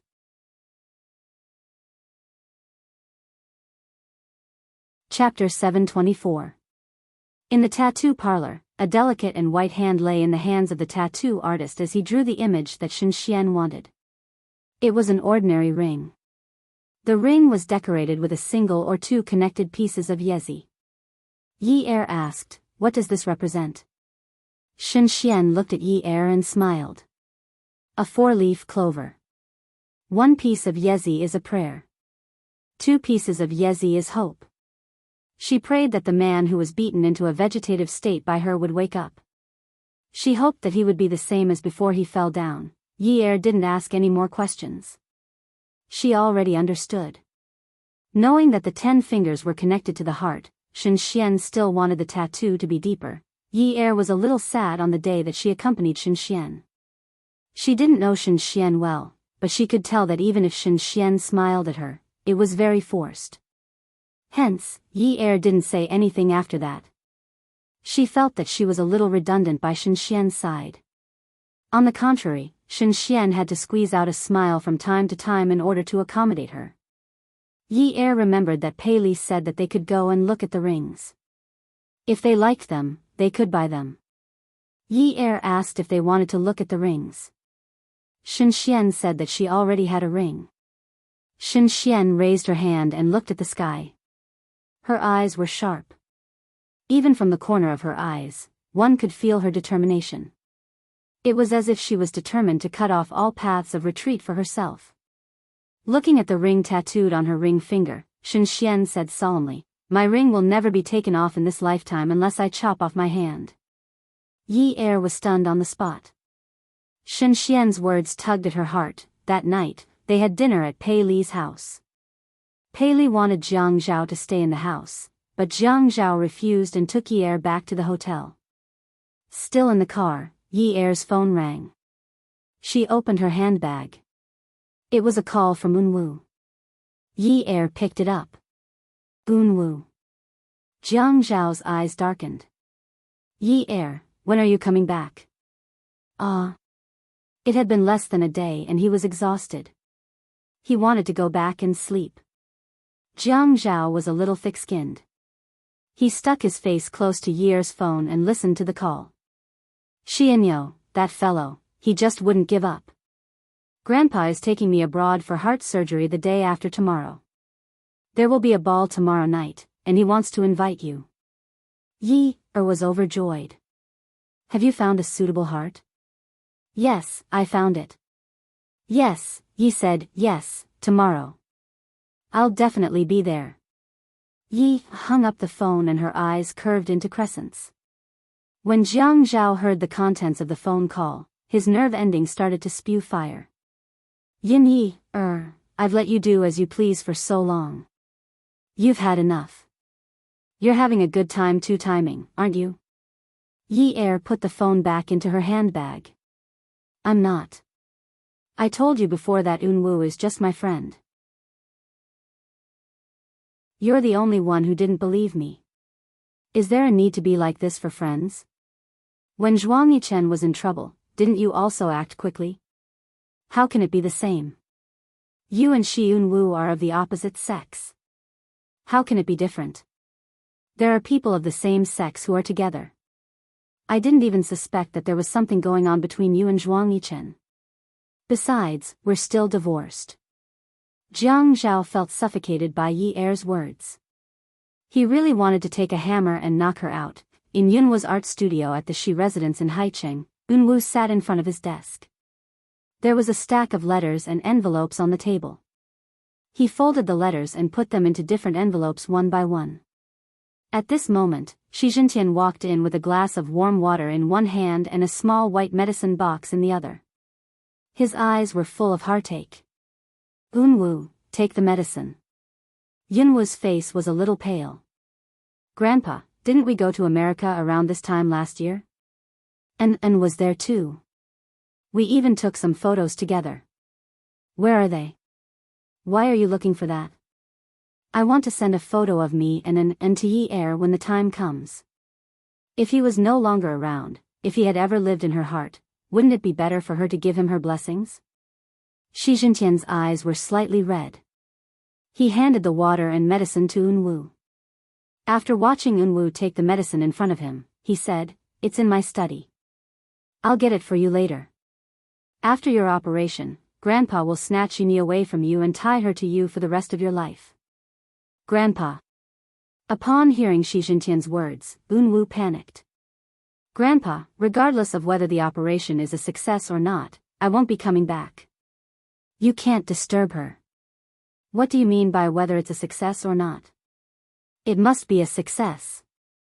Yes, it must be a success. But don't go looking for trouble with Yi Er. She has her own life. Unwu was so anxious that his face turned even paler. He clutched his chest and was about to slide down. Shi Jintian hurriedly helped Unwu up. "Hurry up and rest early. I promise you, okay?" The next day, it was nighttime. The Shi family in the south had invited all of High City's big shots to a banquet. There were many young masters in Mississippi. At the ball, Jiang Zhao clinked glasses with Qin Fian. Looking at the palace-like banquet, Qin Fian teased, "Brother, you're so generous." It's just a civilized dance." Jiang Zhao gritted his teeth as he watched his wife being held around the waist by another man. The bow tie around his neck felt a little tight. He reached out to pull it. "Stop pulling it. Even if you don't wear such a small bow tie, you'll still feel uncomfortable." After Qin Fian said that, he looked at Jiang Zhao's jealous eyes. He couldn't help but burst out laughing. Jiang Zhao kept looking at Yi Er and Unwu. The steps and rhythm of the waltz turned a boy into a man. They didn't even talk much, they just danced to the music. They had never danced together before, so how come they didn't step on each other's toes? Was this the legendary tacit understanding? He suddenly remembered Qin Fian's advice. Dancing was the easiest way to develop tacit understanding. D***it. As soon as he stepped out, the music stopped. He walked to Yi Er and Unwu. They were about to speak when Jiang Zhao pulled Yi Er out of Yunwu's arms with a seemingly gentle smile. Unwu let go and looked at Jiang Zhao's actions with a smile in his eyes. He bowed slightly to Yi Er in a very gentlemanly manner to express his gratitude. Yi Er felt a little awkward as she was dragged out by Jiang Zhao. Unwu looked at Yi Er's obedient manner. He scratched his head and laughed. Since Jiang Zhao cared so much about her, she would definitely be happy in the future. Yi Er was pushed into the car, pulled out of the car, pulled up the stairs, and pushed into the house. Yi Er remembered Yunwu's words when he brought her to the dance floor. "Why don't you provoke Jiang Zhao a little? You'll definitely like the way he looks when he's jealous of you. A girl should make the man she likes nervous for her. Only then can she satisfy her vanity, right?" "How did you know?" "In order to pursue you, I did a lot of research." Yunwu's smile was pure and clean. At this moment, she looked at Jiang Zhao's ashen face and thought about Yunwu's words. Something warmed her heart, but she didn't show it. As soon as the door closed, the man pressed against her. When his lips touched hers, there was still a wisp of wine fragrance. The force of his grinding on her lips was hurried and heavy, and the breath coming out of his nose was also heavy. Occasionally, he would take a deep breath, as if he was panting. The hand that lifted her skirt didn't touch her legs like before. Instead, it went straight for Les's sexy underwear and pulled it off. She looked up at him and saw his eyes tighten. There was a dangerous glint in his eyes. The corners of his lips curled up into a naughty smile. "Looks like I should satisfy you properly, lest you go around seducing men all day long." "Seducing men, don't you think so, my vixen wife?" There was an uncontrollable impulse in her body, and her eyes were already rippling with the spring breeze. She skillfully lifted her leg and hooked it around his tight waist, and seductively reached out to unbutton his shirt. She smiled coquettishly and said, "Thank you, Lord Hubby, for your consideration." Hearing the woman call him that, Jiang Zhao's heart skipped a beat. Looking at her watery eyes that were shrouded in love, he couldn't believe why she called him that. He grabbed her hand that was unbuttoning his shirt and asked slowly in a low voice, "Who's your husband?" Yi Er supported her waist and rubbed against Jiang Zhao's body. Her voice was charming. "Isn't it you?" Looking at the woman who looked like she was about to panic, the man grabbed the woman's leg that was hooked around his waist with one hand and unbuckled his belt as he lowered his head to nibble on the woman's neck. The tip of his tongue circled under her sensitive earlobe, and then he used his teeth to scrape her earlobe. He said hoarsely, "Are you only saying that because you want it now?" The woman's hand touched the man's checkered abs and felt as if she had been scalded. All the way down, the desire there had already risen. Looking at its aggressive appearance, one could tell how much that thing wanted to do. "Ah, Zhao, haven't we not gone to get a divorce certificate yet?" Jiang Zhao looked at the woman with a sly smile and gritted his teeth. "You 1,000-year-old fox." Right now, he wanted nothing more than to press her to the ground and kill her. To think that he had always thought that he had hidden it well. It turned out that she had always known that they were not divorced. Knowing that they were not divorced, she still allowed him to live outside and even let other men pursue her. She even separated from him, causing him to not even know what meat tasted like. This bastard. All the firewood and fire were piled together, just like the man and woman piled together. "Hubby, I was wrong. Please forgive me, then you'll have to serve me well today." Pfft. After rounds of competition, the television program came to an end. Xiaoya and Yi Er were packing up their belongings. Xiaoya had her assistant around, so she was very free. She patted Yi Er's back.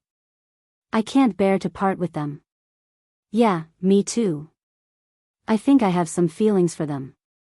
Next time, if there's an opportunity like this, you must call me." Xiaoya shrugged. This time, she helped Yi Er with the clothes. Although the money was not much, she was very happy. In the past, Zhuang Yichen had helped her with everything. But this time, it was considered her own business, right? "The next time you walk the runway, you can do something special. I'll get my dancers to walk the runway. You can dance the tango for an evening gown show." Xiaoya hugged Yi Er and kissed her on the cheek. "Good idea, Yi Er. You're getting more and more business-minded, haha." The two of them were now living in the 9th mansion. When they had competitions, they would be at the same place, so they always went out together and went home together. The culprit had not been caught and there was no news at all. Jiang Zhao never dared to let his guard down. The bodyguards were still following them, so Yi Er did not dare to say anything. After saying goodbye to Xiaoya, they prepared to go home. Attention, Songshu 566.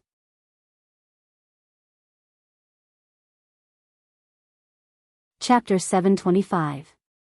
She retrieved the letter from the mailbox downstairs.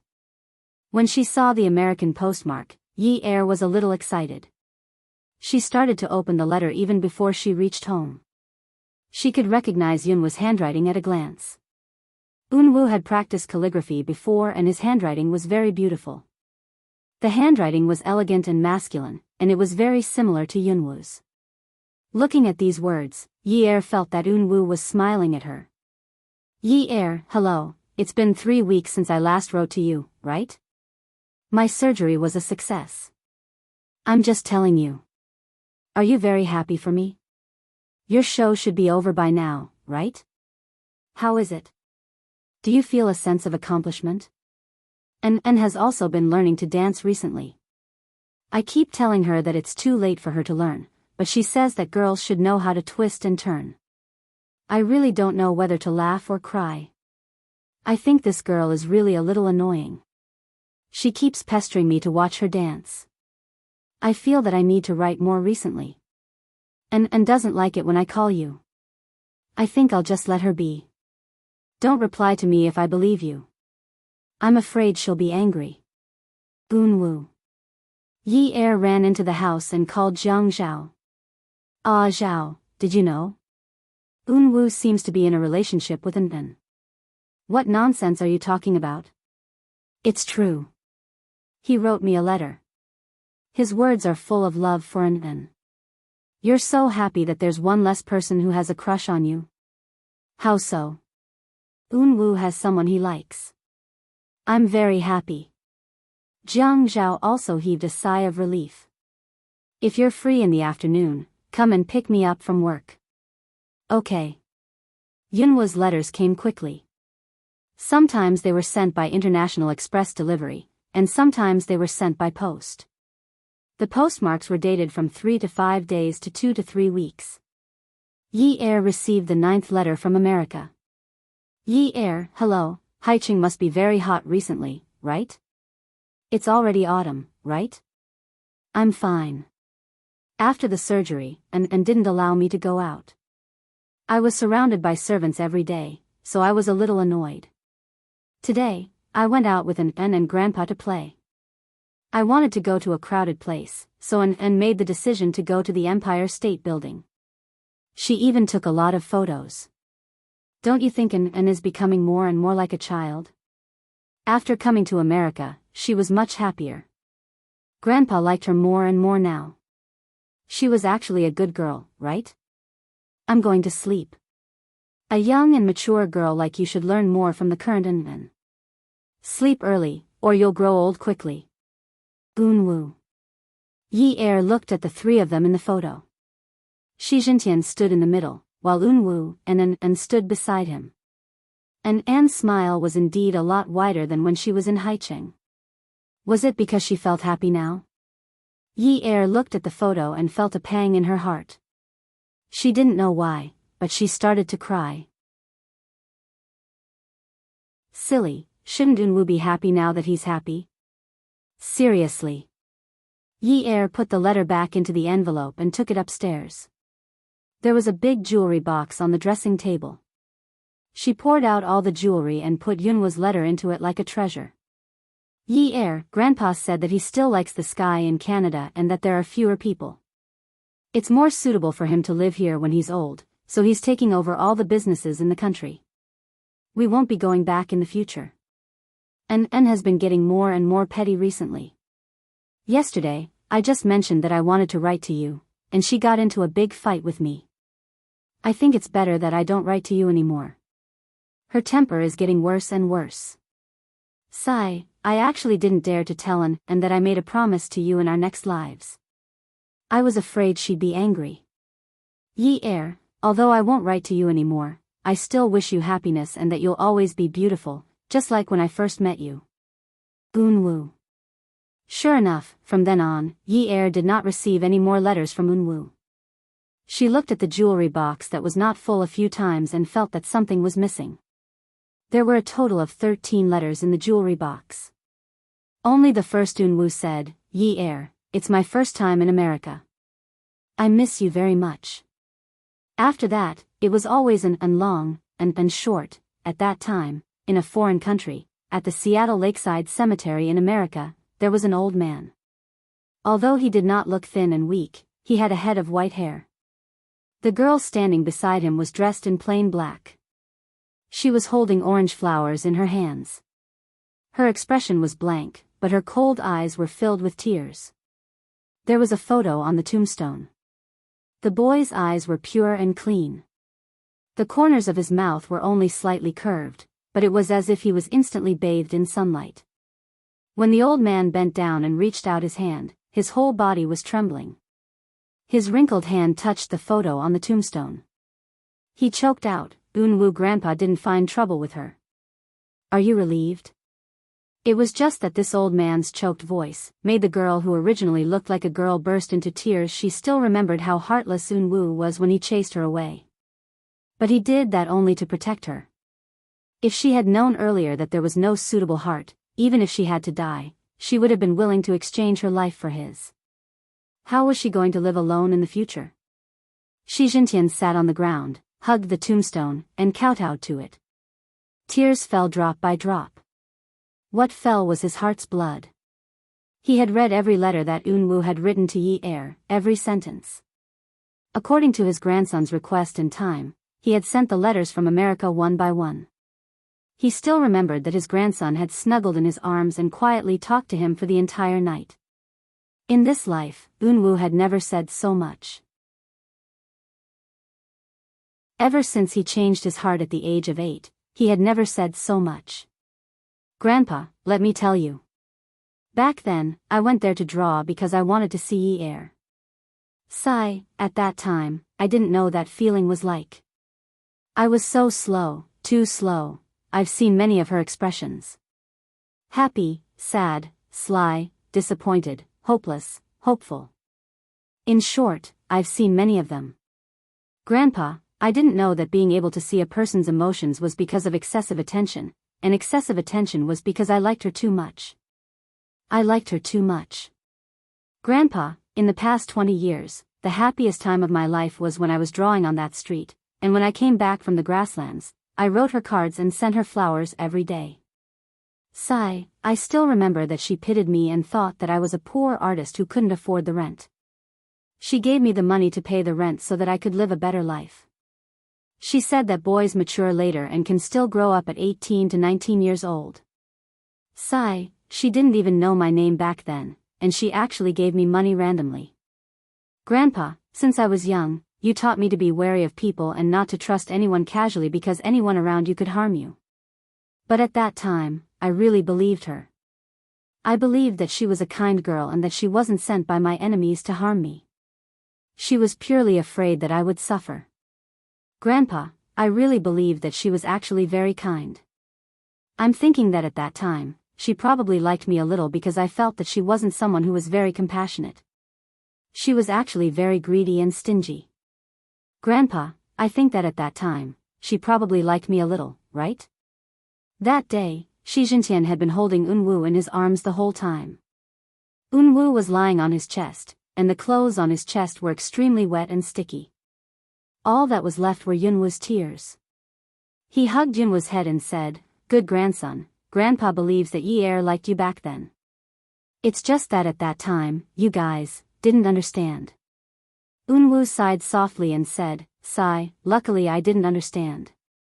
Luckily, the old man hugging the tombstone sat there until sunset. Then he slowly looked up and said, and you should learn to manage the business. Don't forget that your surname is also Shi."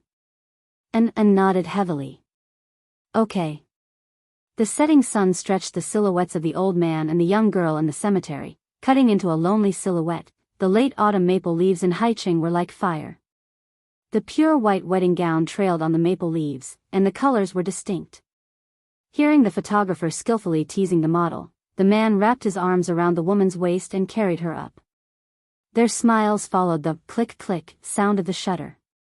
They ran. Yi Er had her wish fulfilled and had her wedding photo shoot taken. From time to time, she would run over to the photographer to take a look at the photos in his camera. The photographer looked at the photos on the camera screen with satisfaction and zoomed in. Don't look anymore. She's definitely more compatible and beautiful than a professional model. Yi Er blushed for a moment and turned to look at Jiang Zhao. His suit hugged his muscular body and his handsome face. Needless to say, he looked very attractive and annoying. Jiang Zhao's gaze landed softly on the woman. "How much longer do you want to take?" "What do you mean by how much longer do I want to take? Don't you want to take photos with me? Are you annoyed with me again? How long have we been married? You're already annoyed with me, aren't you? I just want to take a wedding photo shoot, and you're already annoyed with me, aren't you? Then how are we going to survive for the next few decades?" Jiang Zhao stared blankly at the woman who was looking at him with her hands on her hips. In the end, he hugged her waist and kissed her on the cheek. The smell of affection was so overwhelming. "I think the night view in Haicheng is not bad. Why don't we take a night shot? Dawn is not bad either. Why don't we take a dawn shot? Tomorrow's weather might be better than today's. Why don't we go overseas and take a photo shoot? It'll be fresh. Anyway, we can just continue with the shoot." Yi Er's legs went weak. Was this man trying to torture her to death? She turned to look at the photographer. Sir, are we done with this group?" Yes, this is the last group. Then hurry up and finish it. My mouth is stiff from smiling. Jiang Zhao couldn't help but laugh. Everyone in the Qin family was preparing to go to Jiangzhou, which was also a bustling city in the east. This time, they were going to hold the wedding ceremony for Yi Er and Jiang Zhao. Old Master Jiang urged them again and again, but Jiang Zhao kept finding excuses and reasons. It wasn't that he didn't want to go back for the wedding, but he had to remove the barrier in Yi Er's heart before he could go back. On the private jet, Qin Fian was flipping through the newspaper. He didn't seem very happy. Instead, he kept complaining, "What kind of date is this?" He knew that I was going on a business trip at this time, yet he chose to hold the wedding at this time. What the hell? Jiang Zhao couldn't be bothered with him. He hugged Yi Er like he was about to be the groom. When they first got married at the Qin family's banquet, he didn't feel this way at all. At that time, his heart was burping. Fei Yu was holding a novel and reading it quietly. After Qin Fian said this, she gently picked up the fruit tea on the table and took a sip. "Brother, is your sweetheart in Xingzhou town?" "What? Don't you always go to Xingzhou town at this time of the year? What nonsense are you talking about?" Qin Fian opened the newspaper again and read it leisurely. Fei Yu placed the fruit tea on the table. Her black hair was like satin, and she was wearing a white round-neck t-shirt. She didn't look fancy at all, but when paired with her quiet and beautiful face, it made people feel comfortable no matter how they looked at it. A young girl's lips always had a seductive shade of pink. When she licked her lips, the light on them was like jelly. She smiled gently and hugged the book to her chest. She took a deep breath and looked at Qin Fian's face that was covered by the newspaper. "I'm not talking nonsense. There's no plane from High City to Starfield Town. Brother, you drive there every time. I'm not stupid. The toll in your drawer has never stopped, and you only keep the toll receipts to Starfield Town. Isn't it because you want to commemorate something?" Welfare, Songshu 566.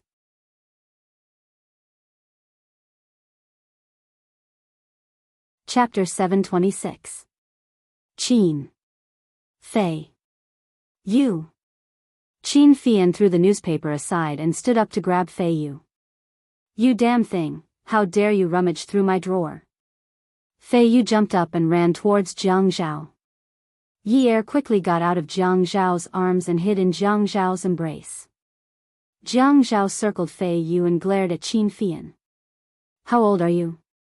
Do you still want to hit Fei Yu in front of so many people?" As soon as he said that, Qin Rongfang's face darkened. He sat on the wide seat and slapped the armrest. "How dare you hit your sister? Try touching a single strand of her hair. If you dare to touch a single strand of her hair, I'll throw you out of the plane today." Qin Fian felt wronged. What was going on? It was clearly not his fault. That little girl had a pure appearance and actually did things like peeping into his privacy. Now these people were actually helping her. This was too much.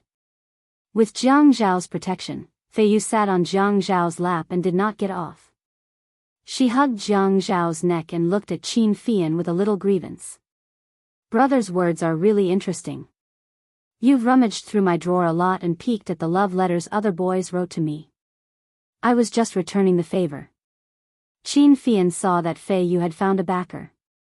Now he recognized the girl's true nature. "Good for you, Qin Fei Yu. If I hadn't dealt with those crooked things of yours, would your grades be so good now? That's really funny. Boys chasing me is crooked? Then is it proper for you to like men?" Great, this fire burned Qin Fian again. Especially at Jiang Zhao's wedding, how could Qin Rongfang not be anxious? "Qin Fian. You still have the face to talk about your sister. Go sit in your own seat." Qin Fian looked around. Some people were smiling at him maliciously. Why did they feel like they had fallen into a trap? Just as he sat down and prepared to ignore the outside world and focus on reading the tabloids, Fei Yu's gentle and soft young girl's voice faintly drifted over. "I don't know if Big Brother wants to buy land in Starfield Town.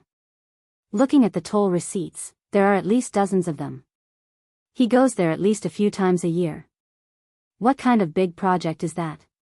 Why hasn't it been settled yet?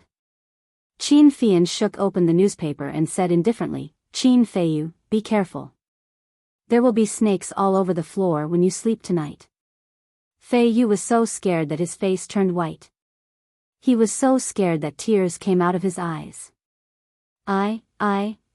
Hearing Feiyu's frightened voice, Qin Fian had just chuckled twice when his calf was suddenly hit by a stick. Seeing that it was Qin Rongfang walking over, he picked up the stick and hit his leg.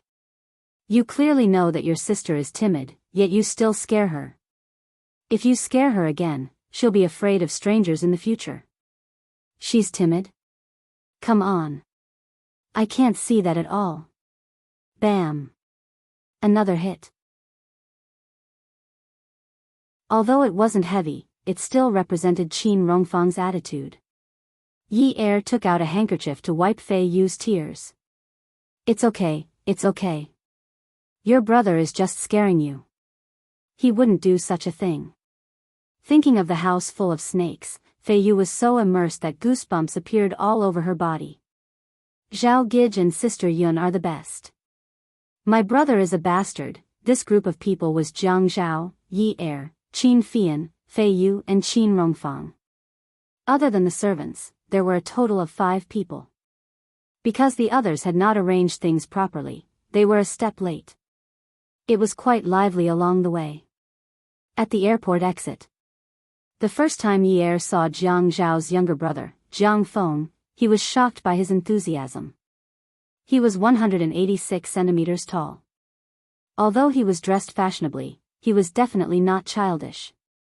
His buzz-cut hair gave him a unique personality. The smile on his handsome face was always a little mischievous. When he opened his arms to hug them, it was as if there was a burst of youth burning in him. Jiang Feng had only returned to the country for less than a month. Yi Er thought that handsome men were used to being unrestrained overseas. But later on, Jiang Zhao told her that Jiang Feng had always been like this. Only then did Yi Er understand the saying, the dragon has 9 sons, each with his own merits. His uncle's son, Jiang Rui, who was the eldest son of the Jiang family, brought his wife and son Jiang Mian to the airport to pick them up. Yi Er carried Dianmian in his arms. Sister, Dianmian is pressing down again. Don't carry him. Let him walk on his own. Once this bad boy touches a beauty, he refuses to get off the bed. He's so annoying. I'm not annoying. Little Dianmian is so cute. Auntie is so cute. Dianmian cupped Yi Er's face with his chubby hands and kissed him. Gosh, sister, look at how passionate Dianmian is. Jiang Zhao leaned over to Yi Er's ear. Honey, don't be envious. If we work harder in bed at night, we can make one too. Yi Er's face flushed red as though it was on fire. Jiang Zhao had his own house in Jiang district. He had told Jiang Feng in advance to help him get someone to tidy it up. Hence, the Qin family stayed in Jiang Zhao's small villa instead of staying in a hotel. It was very lively. Usually, even in Haicheng, it was impossible for a family to stay in one house like this. Qin Rongfang was very happy. On the first day, the Qin family and the Qin family had dinner together. They almost stayed up all night because men always had endless things to talk about. It was the same on the second day. On the third day, they felt that it was too boring. That night, Yi Er and Feiyu both wanted to go to the beach to play. They didn't want to trouble Jiang Zhao and Qin Fian, so they discussed with Jiang Zhao and Qin Fian that they would drive there. Qin Rongfang wasn't interested in the beach. Moreover, his schedule was very fixed. He didn't want to go with the youngsters. The waves crashed against the rocks. Wave after wave, they retreated and came back again. Feiyu pulled Yi Er and asked, "Why is there no barbecue at the beach? Where did you see that there must be barbecue at the beach?" Feiyu was a little disappointed. "I saw it on the internet. I thought it would be very interesting." The waves retreated and came back again. Yi Er and Fei Yu looked over. There was a white thing that didn't seem to be retreating. Was it a rock? How could a rock be white? Even a shell couldn't be that big. A person. A dead person. There was actually a dead person lying on the beach. Brother. Jiang Zhao. Fei Yu and Yi Er took a few steps back and screamed. Jiang Zhao and Qin Fian were shocked by the two women's voices. They were originally chatting about some business and the latest situation at a distance from the two women. At this moment, they rushed toward the two women like two arrows. Jiang Zhao and Qin Fian didn't seem to be afraid of the dead body. Jiang Zhao moved Yi Er and Fei Yu further away and observed quietly. Another row of waves came and hit the dead body. The waves retreated again. He lifted his trousers with both hands and squatted down. Qin Fian also squatted down. He turned on the flashlight function of his mobile phone and shone it at the dead body lying on the beach. Under the bright light, they could finally see clearly. The white t-shirt was rolled up by the waves, and the waist was exposed. There was a large area of bruises. It looked very thin. Pulling the shirt up a little, the entire back was covered with bruises caused by heavy blows. The arms, the back of the neck, and the places with wounds had been soaked white and the wounds were swollen. Fei Yu had never seen a dead person before. This was the first time she saw a back covered with bruises. She was so scared that her eyes were about to fall out. Yi Er covered Fei Yu's eyes. Fei Yu couldn't help but look. Call the police. It's probably a murder. Jiang Zhao shook his head. Qin Fian flipped the body over and curiously put his finger on a face that was also covered with bruises. He put his finger to the nostrils. Brother, it's still breathing. Hearing this, Fei Yu ran over and bent down to grab Qin Fian's clothes. Brother, if it's still breathing, hurry and send it to the hospital. If we send it to the police, they'll just do it casually. When the time comes, it'll definitely die. It's not a man to not save someone. Qin Fian tilted his head and glared at Fei Yu. The sea breeze blew Fei Yu's black hair up like a veil floating in the wind. You haven't learned anything from Grandpa. That's not how you should be a Buddhist. By meddling in other people's business, you're inviting trouble. This is murder. Do you know that it's murder? Look at Grandpa, I'm kind and charitable, but have I ever casually saved someone who was about to be murdered? Fei Yu tugged at Jiang Zhao again. She was usually very gentle, but now she was anxious. Brother Zhao, don't you think we should send him to the hospital if it's still breathing? Look at how badly he's injured. If we throw him to the police, what if they don't care because they're afraid of trouble? You're the mayor. You're an official. How can you be as cold-blooded as my brother? Jiang Zhao's job was different from Qin Fian's after all. He stood up and took out his cell phone. When he made the call, he said, let's send him to the hospital and then call the police. Besides, I was the one who called the police. If he's breathing, we have to think of a way to save him. I'll give brother a call. He has a comrade named Lu Zheng. Qin Fian stood up and laughed. The key is that we can use brother's name to get a discount or renege on the debt. Jiang Zhao rolled his eyes at Qin Fian. You don't have to constantly remind me that you're an unscrupulous businessman. Although Fei Yu wanted to save him, she didn't dare to go over and take a look. She just held Yi Er's hand and was still a little scared. It didn't affect anything because of the rescue. After the patient was sent to the hospital, no one cared about him anymore. The Jiang family's second grandson was getting married. Old Master Jiang personally made a phone call and held a banquet. The Jiang family was a famous family in the East. They had a strong political background and strong commercial capital. Old Master Jiang was highly respected in the entire East. Those who could be invited by him were naturally important figures. For a time, all the important figures in the East gathered in Jiang district.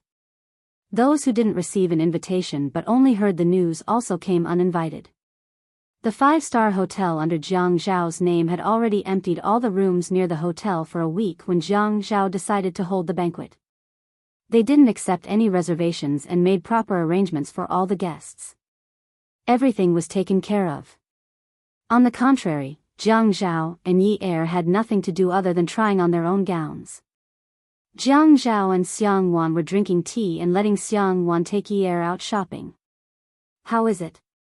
Brother is very generous this time, isn't he? I won't take a single cent from you. Jiang Zhao didn't thank him. Instead, he became even more aggressive. Hey! But you still have to give me a red packet. Red packet? Last time when you held your engagement in Haicheng, I gave you a big red packet. A bank card worth 1 million yuan. This fellow wants to snatch my money again? You said it's an engagement. This time, it's my wedding. Isn't it still a wedding? Jiang Zhao sipped his tea lazily and explained slowly, there are silver weddings and golden weddings. An engagement and a grand wedding are different. Why? Eldest young master, you're the famous eldest young master in Jiang district. How can you bear to give your younger brother a red packet? Jiang Rui smiled coquettishly. Eldest young master is called by others, not by family members. It has nothing to do with you. So, I don't have money, but I can give you my life. Add Hongcha 866.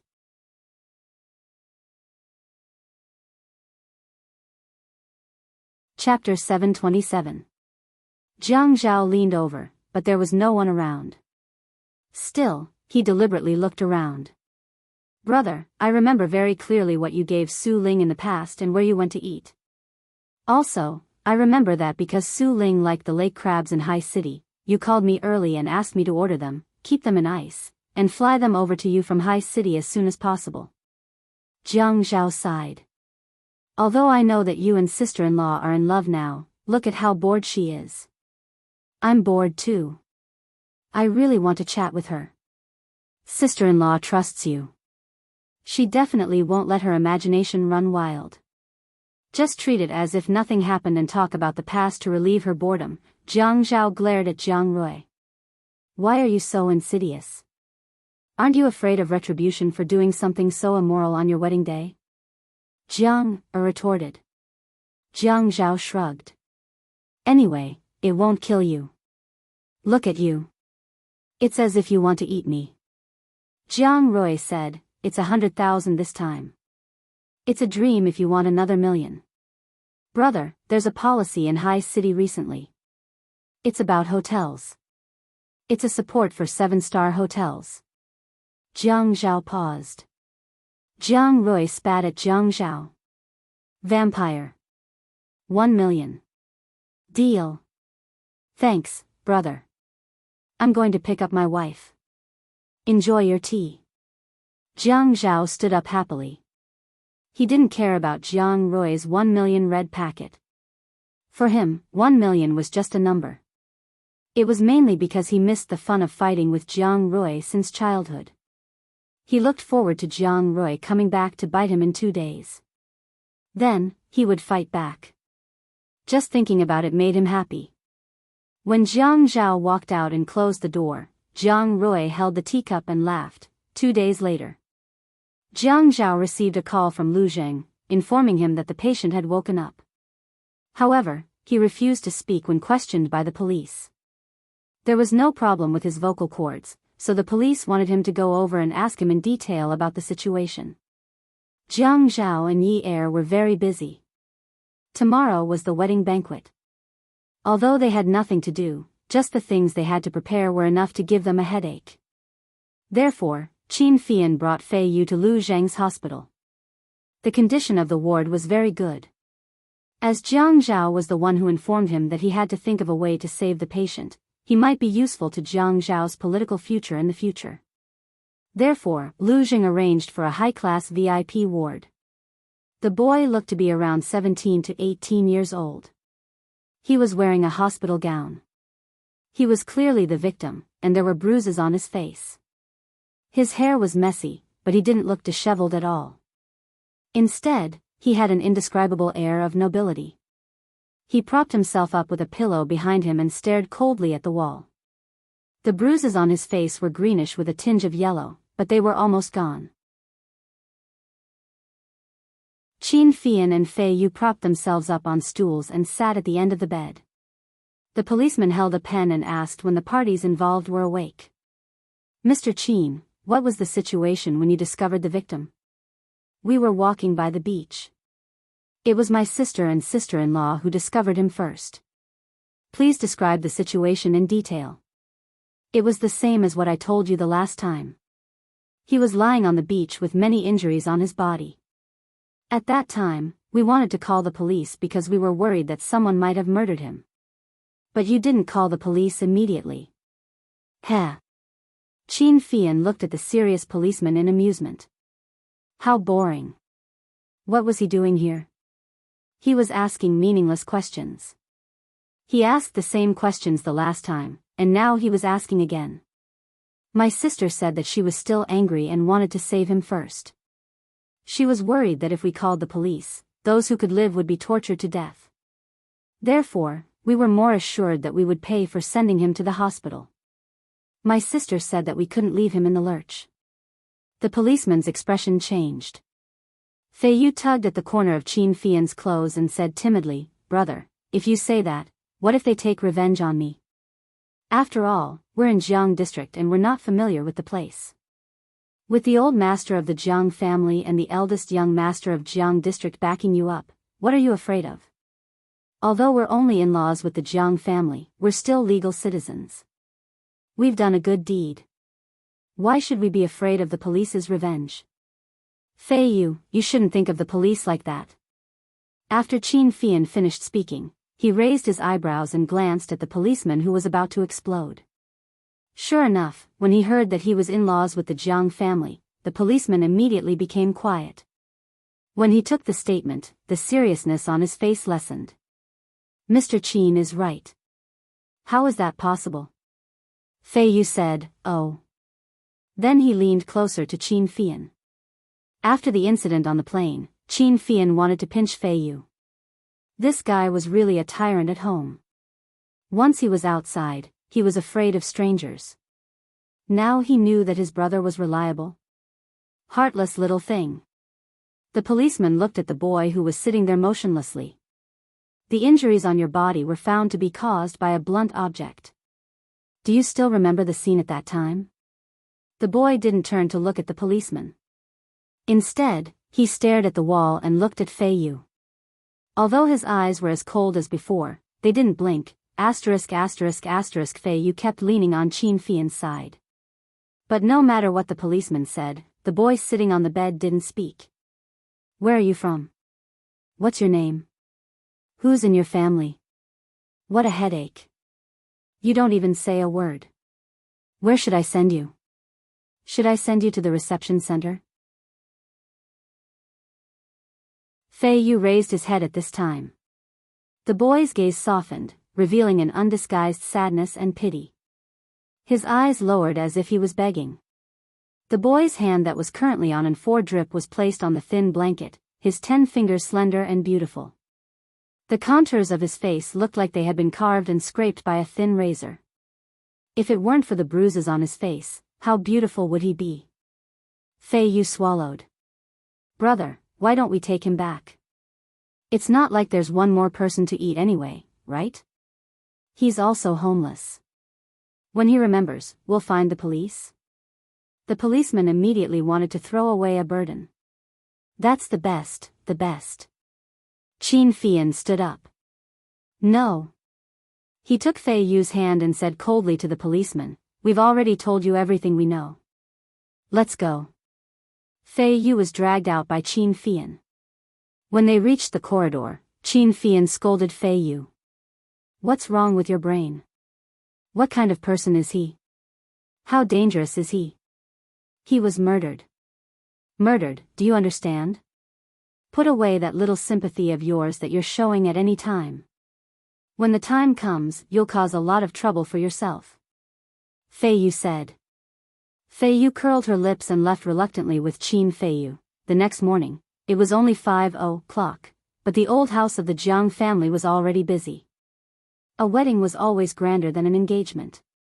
Moreover, in order to show that his wedding was better than Qin Rongfang's, Master Jiang used all means. Jiang Rui was mature, steady, and thoughtful. Everything that was assigned to him was done very well. Qin Rongfang said disdainfully, "It's just that the Qin family doesn't run a hotel." What's the big deal? Translator, WQL editor, Ali. Master Jiang put on his neat military uniform and hung his Medal of Honor on his chest. Straightening his back, he looked at himself in the mirror and felt very proud. Although the military uniform looked a bit big, his back was straight and majestic. Qin Rongfang sat on the sofa behind Master Jiang. The button-down shirt he wore today was dark red. He had silver hair and snow-white eyebrows, which looked very festive. He sneered disdainfully. "What's the big deal? Didn't you just fight when you were young? You only know how to hold on to the past and take advantage of your seniority." Old Master Jiang was so happy that his eyebrows flew up. "Aya, it's not a big deal, it's not a big deal. My Ruerue is not very promising. He only owns about 100 hotels in the country, and he even has a small company that earns some money a year. What's the big deal? But the people from the famous families in Jiangzhou have to call him young master when they see him. Some people who are older than him have to call him that. Oh, it's really not a big deal. Our Zhao Zhao is not a big deal either. He became the mayor at a young age. In the future, he entered the provincial party committee and the central government. Oh, the position of the Jiang family in the east can't be more stable." When Qin Rongfang heard Master Jiang talking about Jiang Zhao, he was so anxious that he stood up and said loudly, "Zhao Zhao was brought up by me. It has nothing to do with you. His surname is Zero Jiang. I can't help it. I really can't do you a favor. The Jiang family has a family tree. If Zhao Zhao has a child in the future, his surname will be Zero Jiang. Do you know that?" Qin Rongfang was so anxious that he was trembling. This old fart only knew how to use this matter to rebuke him. Old Master Jiang said in a sarcastic tone, "Aya, Fian is amazing. She can compete with our family's Ruerue in business. She looks pretty, but her methods are like a wolf's." In the future, the Qin family's business status in Haiqing goes without saying. As for this, I can't help but admire them. But at the end of the day, they don't touch women. As Chinese, we still pay attention to our roots. Only Xiao is like this. Why do you want to marry Feiyu to the Pei family in the south? You should have kept Feiyu as a grandson-in-law. At least leave him with the surname Qin. Qin Rongfang was directly angered by Master Jiang on the big day. His eyes rolled back and he was about to fall back. Master Jiang's expression changed. He hurriedly strode over and supported Qin Rongfang's back. Looking at Qin Rongfang's trembling lips, he slowly laid him flat on the sofa. Although he was old, Qin Rongfang's body was very light.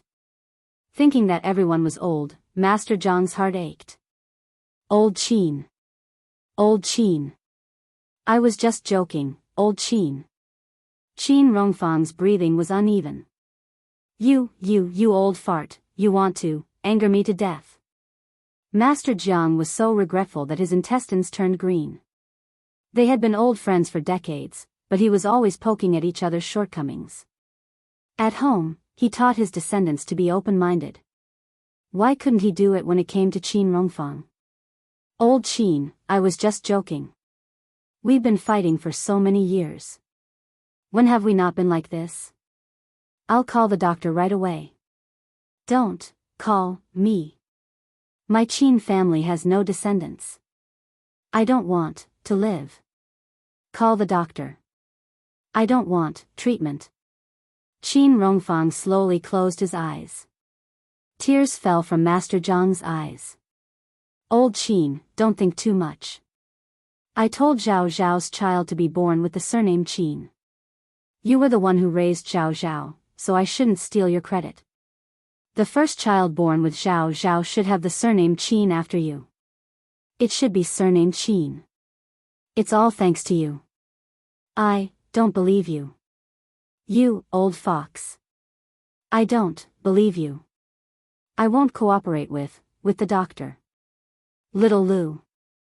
Little Lu. Master Jiang quickly called Mama Lu.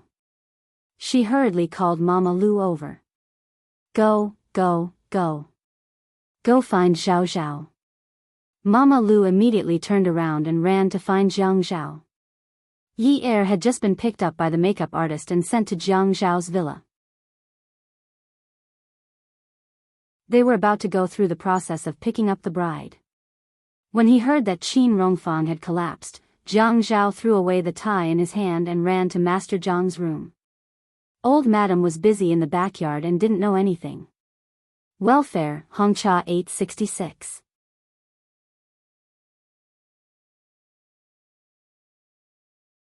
Chapter 728.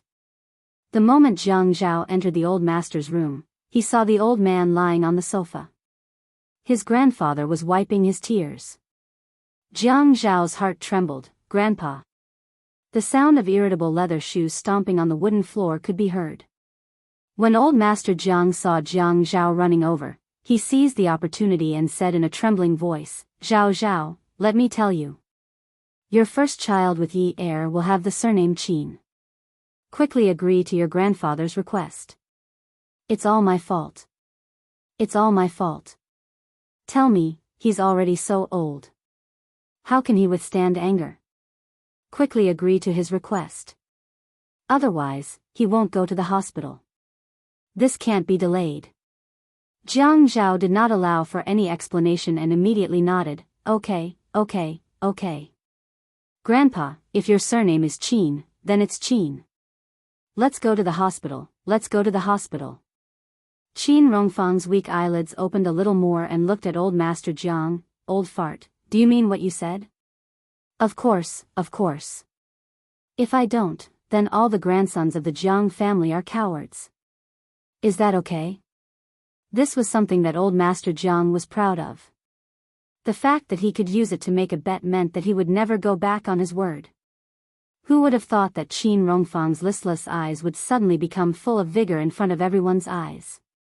Then, he slowly sat up and patted his clothes. Since we've already agreed, then let's get ready.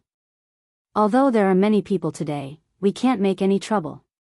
Old Master Jiang, Jiang Zhao, and the servants who had rushed over in a panic were dumbfounded and confused. What did it mean to be disrespectful as an old man? This was it. Old Master Jiang was so angry that his face turned green. He stood up and pointed at Qin Rongfang, who was still sitting there leisurely. He almost vomited blood. Qin Rongfang. You old fart, you're disrespectful as an old man. Qin Rongfang's face was glowing. He stood up slowly and smiled gracefully. He grabbed old Master Jiang's hand and said with emotion, Old Jiang, you're so literary. The idiom, disrespectful as an old man, is engraved on my forehead. But there's also an idiom that all's fair in war. Didn't you used to fight in the army? Those badges on your chest must have been bought from a street stall. Alas, Master Jiang was so angry that he waved Qin Rongfang's hand away in disgust. You old B*****, how dare you set me up? Qin Rongfang laughed heartily. He was much more energetic than the average old man. Jiang Zhao finally understood. Could it be that these two old men had just put on a wonderful show together? It didn't matter to him who the child took the surname of. Then let's go have breakfast together. Jiang Zhao breathed a sigh of relief. Fortunately, it was just a joke. If something had really happened to his grandfather's body, he would have made a mess today. Grandfather? Qin Rongfang pulled Jiang Zhao and walked out. Good grandson, let's go and eat. Ignore him. He's throwing a tantrum. He's already so old and he doesn't care about his image at all. Old Master Jiang followed them and pulled Qin Rongfang and Jiang Zhao's hands away. He shouted, Qin. You tell me. Who doesn't care about their image? Who didn't care about their image just now? Jiang Zhao had one head and two heads. These two people had never had enough of messing around in their lives. Every time they met, they would quarrel. It was really annoying. Jiang Zhao sighed and bowed deeply to the two old men. His words were sincere and pitiful. Two ancestors, your grandsons are getting married today. Can you be magnanimous and do us the honor of having a peaceful meal together? Old Master Jiang snorted. When he passed by Zhao Zhao, he said, I'll find a woman to rape Fian. If Fian has a child, I won't allow Zhao Zhao's child to take the surname Qin. He thought that Qin Rongfang would refute, but he reached out and hugged Old Master Jiang's arm. He laughed and flattered him. Then I'll leave it to you, old brother. Old Master Jiang's face darkened, and he glared at Jiang Zhao. You do this. Ah. Jiang Zhao was speechless. Today is my wedding. Do these two people have to do this to me? Grandpa, Sijia has already boarded the plane with Mom and Dad. Have you arranged for someone to pick them up? It's been arranged. Really, what's keeping you so busy? Jiang Zhao smiled. Sister Zhen said that she was taking Sijia on a trip. Brother Lai Qing followed them for their honeymoon. How could he be free? According to the old tradition, they had to snatch the bride. The bridegroom's motorcade was mighty and powerful. Not only was the team powerful, but they were also all luxury cars. Jiang Zhao wanted to keep a low profile and also planned to keep a low profile. After all, his background was in high city. However, as soon as Jiang Rui waved his arm, his friends all joined the team to pick up the bride. The domineering black luxury cars formed a line and moved forward on the city road next to each other. The awesome luxury cars showed off their prowess, and the awesome license plates dazzled everyone. The drivers were either handsome men or beautiful women. They were either dignified or sloppy. Wow, it's so eye-catching. I'm afraid that all the handsome men and beauties in Jiang district are in this motorcade, right? That's right. Young Master's younger brother is getting married. Who doesn't give face to him? Oh, it's a pity that I can't eat it. It's so uncomfortable. Jiang Zhao's wedding in high city was considered an engagement. He didn't have enough preparation. At this time, he finally tasted the vanity that he only had when he got married. Haha. I finally got married. Just as he was thinking happily, his phone rang. Bridesmaid? Yes, the bridesmaid arrived at Xia Qian in the middle of the night. Hello, Qian. Jiang Zhao. Jiang Zhao. What's wrong? No, I'm afraid that this wedding won't happen. Xia Qian. If you dare to speak nonsense today, I won't give your brother-in-law any face. He was furious. This Xia Qian was really stupid. It was his wedding day, and she was making a fuss about not getting married? No, we really can't get married. Get lost. Jiang Zhao was really angry. He put the phone away and pressed the button to hang up. After 2 seconds, the phone rang again. The veins on Jiang Zhao's forehead were throbbing. As the best man, Qin Fian nudged Jiang Zhao. Brother, answer it. Jiang Zhao picked up. Xia Qian. I'll change you immediately. Jiang Zhao. Yi Er can't take it anymore. She's vomiting on the bed and can't get up. She can't even drink water now. Her throat is bleeding. What should we do? Jiang Zhao tightened his grip on the phone. He anxiously tugged at his bow tie and said to the driver, Don't set up a formation. Stick it in when you see a gap. Hurry up. He turned around and asked Xia Qian impatiently, What did you say? She's vomiting so badly? Xia Qian was so anxious that she stomped her feet. It's true. Her face is white. I said to send her to the hospital, and they said to feed her some saline and positive energy solution. It's probably because there are too many people in the house. They said it's not auspicious to send her to the hospital. What should we do? Jiang Zhao slammed his large palm on the dashboard in front of him. Why are you so stupid? Of course we should send her to the hospital. But I've never been married. Why should I be worried about auspiciousness? I don't know. Those people seem to be very experienced. I. Jiang Zhao called his grandfather. When the traffic light turned green, he wanted to open the car door and leave. He was so anxious that his insides were on fire. Grandpa, hurry up and call a few of the old maids at home and send Yi Er to the hospital. She's already vomiting. Who cares if it's auspicious or not? Grandpa Lu held the phone and immediately comforted him. Zhao, don't be anxious. Grandpa will call the doctors here. Don't be anxious. You're already an adult. Jiang Zhao kept urging the driver to hurry up and complained, how can I not be anxious? This is my wife, not someone else's wife. If it were someone else's wife, I wouldn't be anxious either. Grandpa Lu was still angry in the morning.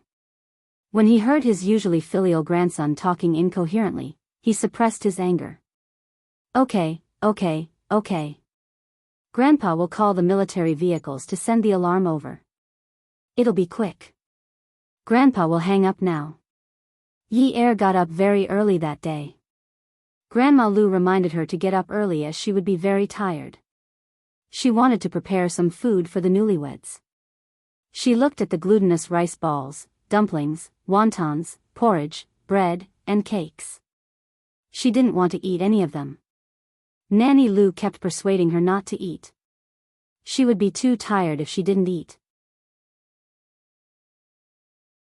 The last time Jiang Rui got married, Xiang Wan was already exhausted. Yi Er ate some porridge and didn't want to eat any dishes. She endured it when she was putting on makeup. She endured it when she was in the car. When they arrived at Jiang Zhao's villa, she endured it when Nanny Lu talked about the rules of Jiang district. In the end, she couldn't stand it anymore. She vomited all the food. She vomited so much that her throat seemed to have grown something. She couldn't spit anything out. Even swallowing her saliva hurt her throat. When Jiang Zhao arrived, the doctor was measuring Yi Er's blood pressure. Yi Er was so weak that her legs felt like jelly. Nanny Lu said that she would be so tired that she would feel weak. However, she didn't expect that she would feel weak even before they officially started. Jiang Zhao pushed the doctor away and carried Yi Er, who had already put on the wedding veil. Let's go to the hospital. Put her down. The doctor immediately stopped him. Jiang Zhao could only put Yi Er on the bed. The doctor asked carefully. What did you eat this morning? Porridge. When Yi Er thought of porridge, she began to retch again. She vomited so much that her eyes rolled back. At this time, there was nothing left to vomit. The pain in her throat was unbearable. She vomited until it tore and some blood streaks came out. Jiang Zhao looked at his grandfather's doctor, who was so calm. He could only anxiously look for water or tissues. There was nothing he could do. Xia Qian asked everyone to leave the room. She wanted to get some fresh air. Jiang Zhao and Yi Er had eaten together in the morning. The food in the Jiang family couldn't be unclean. Everyone was fine. He frowned and said to the doctor, everyone ate together. She's the only one who vomited. It can't be that the food is unclean. It's more important to go to the hospital. Let's do a urine test. The doctor said abruptly. Huh? Jiang Zhao said. Huh? Yi Er pressed on her sore throat. Urine test? Xia Qian asked. Urine test? Qin Fian followed. Yes. What if it's a pregnancy reaction? Yi Er's face was a little red. The old doctor was a man, so he was a little embarrassed. He wanted to say something, but his throat was too painful from vomiting too many times. When he spoke, his ears hurt. Jiang Zhao saw that Yi Er was anxious, so he said, it's impossible. She's on time. Her period will come the day after tomorrow. Qin Fian looked at Jiang Zhao meaningfully. Yi Er's face turned even redder. There were so many people. But he had been keeping track of her safe period so that he didn't bring a condom when he did it. The doctor shook his head. Some pregnant women will have a violent reaction when they're in bed. Which one of you can go and buy a pregnancy test? Xia Qian answered even faster than Jiang Zhao. She was even excited. I'll go, I'll go, I'll go. Then she ran out. Xia Qian had always been fast and efficient, but when she came back, everyone felt that her condition hadn't improved. In a small plastic bag, there was a bag of test papers. There were 2 or 3 test papers of each brand. She said, "There's bound to be one that's not fake. There's bound to be one that's accurate. It'll definitely tell that she's pregnant." It was so shocking. Jiang Zhao didn't think there was a need for a test. He remembered that there was medicine in Yi Er's drawer. In order to prevent her from taking it, he was careful and took precautions. It was impossible for her to be pregnant. Sending her to the hospital was the most important thing. But he couldn't stop the doctor. It wasn't until Yi Er came out of the bathroom with a 2-bar test strip and showed it to the doctor that Jiang Zhao felt his ears buzzing. Xia Qian hugged Yi Er and shook her. See, I told you. Take the most expensive one. It'll definitely be accurate. The expensive one definitely won't be fake. Everyone looked at her. What kind of logic was that? Jiang Zhao pulled Xia Qian away and placed the pale and weak Yi Er on the bed. He glared at Xia Qian. Why are you shaking her? Look at how weak she is. His heart ached as he touched Yi Er's face. She had vomited so much that she couldn't speak. Let me get you 2 mint candies. Does your throat hurt a lot? Yi Er shook her head. But in her heart, she thought, I'd better slit her throat. Forget it. Even swallowing her saliva hurts. It's better not to eat anything heavy with mint right now. It's very dangerous, the doctor said calmly. Jiang Zhao sat by the bed and watched as his wife rubbed her neck. He knew that she was extremely uncomfortable, but he was still overjoyed by the news that she was pregnant.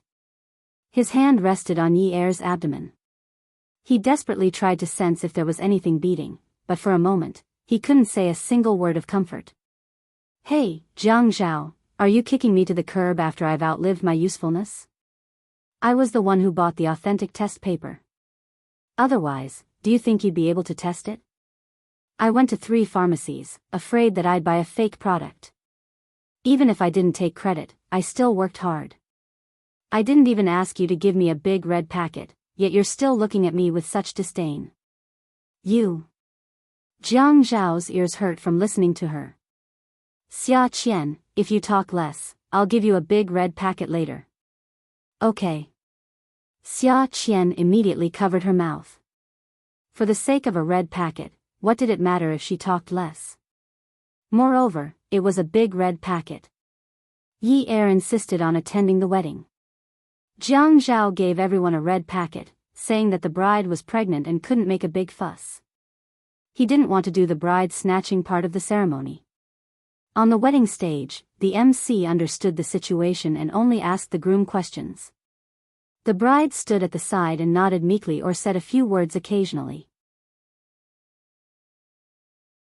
Everyone else thought it was a fly in the ointment, but the groom didn't seem to care. He gently stroked the bride's shoulder and was in a state of surprise and joy.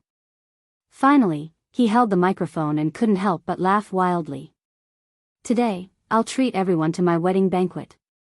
In 11 months, I'll treat everyone to my baby's 1-month-old celebration. After a moment of shock, the audience applauded and cheered. Yi Er was wearing a pure white wedding dress. When she lowered her head, the veil covered her cheeks. Her hand was on her belly.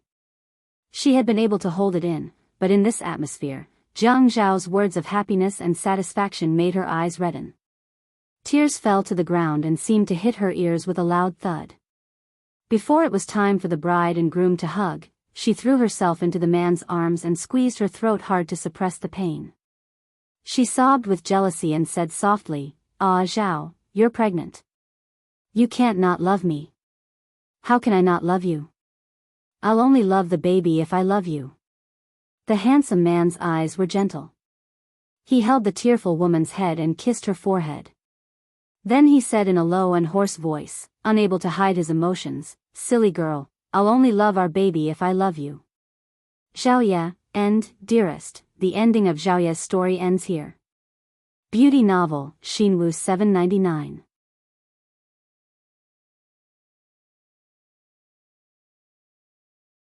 Chapter 729. Xia Qian was the prettiest and dumbest of the bridesmaids. Qin Fian was the prettiest and most famous of the groomsmen. The worst part was that she didn't let the other bridesmaids drink the wine and drank it all by herself. Her hair covered her forehead, and her hair hung down and wrapped around her face, making her oval-shaped face look a little smaller. She drank until her whole face was red. From time to time, she would stick out her tongue because of the spiciness of the white wine. She would slap her own tongue, looking very cute. But she couldn't speak. Once she spoke, her cuteness would be ruined. Ah, this wine can't be fake, right? Didn't the wine in the advertisement say that it's mellow and fragrant? Why do I feel like there's capsaicin in it? Everyone was speechless. Old Master Zhang's grandson was holding a banquet. Would he buy fake wine? The most famous of the bridesmaids always threw a glance at him, and the others all treated him like a groom and served him. They even swept the wine away for him. The groomsmen's suits were all Armani. Qin Fian had a beautiful and charming face, but the eyes behind his refined glasses were always shining like a fox's. From time to time, he would reach out to push the glasses on his nose and stay far away from the women. He was very good at avoiding alcohol. When it came to greeting, he would immediately pull out the groomsmen behind him. Let me introduce you. This is XX's son, XX. He works in XX's industry. The topic was immediately brought up, and he retreated to the side. For the whole night, unless it was someone he was very close to, he didn't drink a single glass. He was really the most famous groomsman. So when the banquet ended, Xia Qian was like a dead pig, and Qin Fian was the only sober one among the drunk people. Xia Qian always felt that there was a heroic spirit in her bones, just like the chivalrous heroes in Jin Yang's novels. There was a kind of bravery and fierceness when seeing injustice and a hero who hated evil. She couldn't stand Qin Fian's coquettish look. Look at him smiling like that. He was a vixen. He was a good man who was better looking than women. How could those women who skinned their faces and had their eyes and noses done for the sake of their looks endure? Xia Qian had thought about plastic surgery countless times because her nose was not as perky as her sister's and Yi Er's. However, she had only thought about it and did not put it into action. Her sister and Yi Er always said that it was fine and that they looked very comfortable together. After seeing Qin Fian, she felt that her sister and Yi Er were actually giving him too much sympathy in their words of consolation. Qin Fian's appearance was a blow to her self-esteem as a woman, so she often wanted to cut off a part of his face and paste it on her own face. She didn't like him just because he was beautiful. This man was evil. Last time at the swimming pool, he had ruined her reputation. Even a hero should take revenge. Knowing that Qin Fian hated women touching him, Xia Qian was so drunk that she hugged Qin Fian's neck and refused to let go. Jiang Zhao couldn't do anything about it. He couldn't wake Xia Qian up no matter how hard he tried. Qin Fian hated Xia Qian to the core. This woman had bitten him with the same mouth that she had eaten stinky tofu. She had taken off his pants. Now, she was taking advantage of his brother's wedding to get physical with him. There were a few times when he didn't have to look at everyone.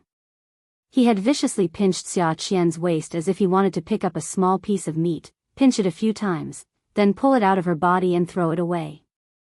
Xia Qian was in so much pain that her heart was scratching. She cursed in her heart, "Qin Fian, you bastard." In front of all the guests, Qin Fian made a fool of himself because he couldn't get rid of a drunk woman hanging around his neck. When grandfather Jiang found out that Yi Er was pregnant, he was afraid that Qin Rongfang would steal his great-grandson's surname. Some words, once spoken, couldn't be taken back. Seeing a girl hanging around Qin Fian, grandfather Qin Fian kept persuading him from the side, saying that men should pay attention to their manners and give way to girls. At the very least, he had to give them some basic respect. Moreover, this girl was drinking for Yi Er today. In the end, she didn't do it on purpose. She was quite loyal. Qin Fian was choked to death by grandfather Jiang. If they weren't in the Jiang family's territory and grandfather Jiang hadn't been in front of him, he would have kicked this woman to death. Qin Rongfang saw that grandfather Jiang was very attentive and let him do as he pleased. Other young masters were very strict about their private lives, afraid that they would cause trouble if they went out to play with women with no status. But he was different. Qin Rongfang felt that he was quite not easy. He didn't have any more wishes in this life. As old Jiang said, he just wanted to find a woman to rape his grandson. No matter what the woman's family background was, as long as she could move, get pregnant, and give birth to children, it was fine. Now, he couldn't wait for his grandson to go out and mess around. So be it. As long as he didn't continue to mess around with men, it was fine. Fian, Xiao Xia is also drinking for Yi Er. Your brother is really tired from taking care of your sister-in-law today. You are his brother, so please bear with him. Send Xiao Xia back to the hotel. Qin Fian kept raising his neck in disgust, afraid that his chin would touch Xia Qian's head. Her sister is here. Jiang Zhao had already asked someone to send Yi Er back. He was here greeting the guests and sending them off. Seeing Fian's sorry state and hearing grandfather's words, he came over and patted Qin Fian's shoulder. I said that we're not going to mess around with the bridal chamber today. Xiaoye and Yichen have already gone out to play. Send them off. Qian doesn't know anyone else. Just send her off on account that she is your sister-in-law's good friend. Qin Fian was speechless. Don't the Jiang family have servants? Why are you asking me to send her off? Qin Rongfang stood in the same place. Just send her off. If you don't send this girl off, who will? Who isn't busy today? You're so free. Why can't you help your brother send the guests off? What kind of brother are you? Jiang Zhao had become a father. He was grinning all the time. In such a mood, he really didn't have any intention of scolding others. Fian, grandfather is right. Help me send her off. Look how long this girl has been hanging on you. She won't budge no matter how hard she tries. Are you going to sleep here? Although Xia Qian knew that she had to discuss Qin Fian, she just hung on his neck for the sake of hanging on. She didn't have much consciousness. After all, she had drunk too much. When Qin Fian got her into the car, she collapsed in the back like a dead pig. When Qin Fian got out of the car, he immediately called the security guards to pull her away. Xia Qian seemed to have sensed it. She jumped up and pushed open the car door. She staggered to catch up with Qin Fian and hung on him. After hanging up, she wanted to sleep again. Her head was hurting badly. In the end, Qin Fian sent Xia Qian back to the hotel as promised.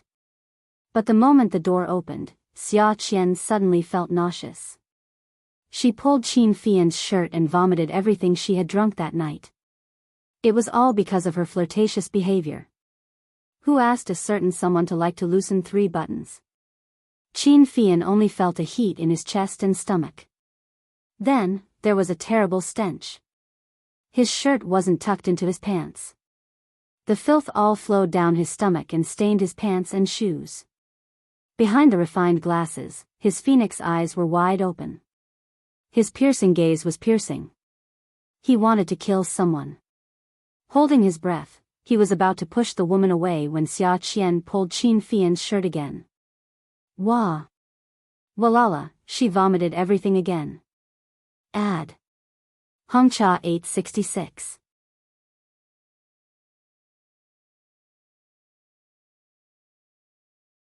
Chapter 730. Qin Fian's breath collapsed at this moment, but just as he was about to vomit, he suddenly wanted to take revenge. He wanted to pull open the bridesmaid's dress and vomit, only to find that all the bridesmaids today were wearing strapless dresses. What was a strapless dress? It meant that the chest area was tightly covered, or the dress would fall off. Moreover, today's bridesmaids' dresses were custom-made. They were tailor-made, not elastic. They were tight-fitting and had a zipper at the back, so Qin Fian did something that he had never done before in his life. That was when he imitated Xia Qian and pulled open her collar, only to find that it was too tight. He wanted to throw up, so when he got angry, he dug his hands into Xia Qian's chest and pulled hard on her collar. Rip! Rip! The sound of fabric tearing rang out in the quiet corridor. Qin Fian wanted to vomit on Xia Qian's body as he wished when he saw a pair of snow-white breasts in front of him. They weren't big, but they were firm. After he pulled down the bridesmaid's dress, he leisurely slid it down the woman's body. He actually reached his hands so deep that he even tore off her nipples. Qin Fian was stunned. He wanted to vomit, but he couldn't.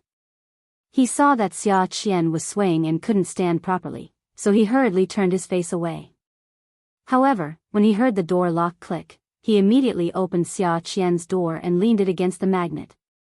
Resisting the urge to vomit, he retreated out of the room and kicked Xia Qian's butt as fast as he could, trying to kick her back into the room. Xia Qian's dress was already torn. At this time, it slid down to her waist. The dress that originally reached her calves was now dragging on the floor. Qin Fian kicked her forward. She fell forward as if she was weightless. Her feet stepped on the fabric. She wasn't used to wearing high heels, so she was pulled and scratched. Finally, she was successfully tripped into the room. With a dull thud, Xia Qian's nose hit the carpet and she landed face first on the floor. Qin Fian grabbed Xia Qian's arm and dragged her in like he was dragging a dead pig. Then, he slammed the door shut. The woman was thrown on the floor. Qin Fian went into the bathroom, threw away his clothes, and took a shower. Outside, she could still hear Qin Fian's voice on the phone. Hurry up. Send it over. Yes, tell him my measurements. Xia Qian woke up, but the first thing that came to her mind was her face. She was half naked, she touched her face. God! My nose isn't high. My nose too's even flatter now. Do I have to be reconstructed? I really have to get plastic surgery this time. Until she heard Qin Fian taking a shower in the bathroom and making a phone call. She was shocked to the point, she shocked to find herself naked to the floor to get to her to the floor. She was to the shocked, she screamed to be. She was still sitting by the door, and half of her dress was stuck at the foot of the door. Xia's to wakes to Qin. To it to the. Qin Fian. This beast. That. He was gay, and he wanted to molest her. She tugged at the dress, but it wouldn't budge. She got up and opened the door a little to relieve the pressure on the dress. However, she realized that the dress she pulled in was smelly and dirty. It was disgusting because of the vomit on the floor outside the door. Xia Qian was already feeling nauseous from the alcohol. When she saw the dress in her hands, she couldn't help but vomit. The room, which didn't smell strange, was suddenly filled with a nauseating smell. At the entrance was the hotel's wardrobe. Xia Qian hurriedly opened the wardrobe door. There were clean robes hanging in the wardrobe, one for men and one for women. She shook her head and grabbed the smaller one. Her head cleared a little, but her steps were unsteady. She pinched her nose and stared at the bathroom door with anger. She pressed the door lock and pushed the door open. She was stunned. She was really stunned. Xia Qian asked herself, Xia Qian, have you seen a handsome man come out of the shower? She shook her head and answered herself, no. Xia Qian, have you seen a naked handsome man come out of the shower? She shook her head, no. Xia Qian, have you seen a naked handsome man come out of the shower with well-proportioned muscles and 8-pack abs? She shook her head, no. Xia Qian, have you seen a naked handsome man come out of the shower with 8-pack abs and skin so fair that it turned pink in the hot water? She shook her head hard, I really haven't, God. Xia Qian, have you ever seen a handsome man who is not only naked, but also wearing nothing under his abs. He's like a black forest, and he even has that magical thing that's thrown right in front of you after he comes out of the shower. She shook her head hard and said bitterly, "Kill me, I really haven't." "So, take a look." "So be it if you get a needle eye." "It's okay." She nodded. "Okay, I'll take a look then." Xia Qian swallowed her saliva, almost choking on it. Qin Fian didn't know that Xia Qian had done so many things in such a short time. He only saw her shaking her head and blinking her eyes as if she couldn't see clearly. Then she shook her head again. He turned off the water, grabbed a bath towel, and wrapped himself up. "Did you take ecstasy? Or did your brain have a cramp?" You're not showering anymore?" Xia Qian had already forgotten that her original intention was to get even with Qin Fian. She felt a little regretful. She had never seen a naked man in her life, and the first time she saw him, he gave her such a big meal. He was a perfect combination of fat and thin, and looked delicious. She wondered if he would taste the same when she ate him. Forget about eating, it was a pity that he was gay. She really envied him. However, this man had such a slender and muscular body. His abdominal muscles, arms, and chest were obviously well trained. Why would a little bottom like him need to train such seductive muscles for no reason? But if he was really a top, wouldn't it be a waste to look so small? After seeing Qin Fian's naked body, Xia Qian made a decision to not go against him anymore. "Okay." Qin Fian didn't want to say too much to Xia Qian. He was very calm, but his expression betrayed him. He looked like a thin-skinned person who was blushing in embarrassment. "Hey, don't be shy. It's not the first time I've seen you. Last time at the swimming pool, didn't I take off your pants? There's nothing strange about it. You can be more generous." Xia Qian swore to the heavens that she said those words to comfort the thin-skinned handsome man. She didn't have any bad intentions. Although she really wanted him to continue looking. Qin Fian had already walked in front of Xia Qian. His face was a little red, and now it was a little dark. If there was any change, it would be that he raised his almond-shaped eyes and smiled. He held the glasses that he used to pretend to be refined, raised his leg, and kicked Xia Qian in the stomach. Xia Qian was kicked out of the door. She staggered back and hit the wall opposite the bathroom door. "Ouch!" Qin Fian. After crying out in pain, she gritted her teeth and said, "God, I think I've been kicked twice today."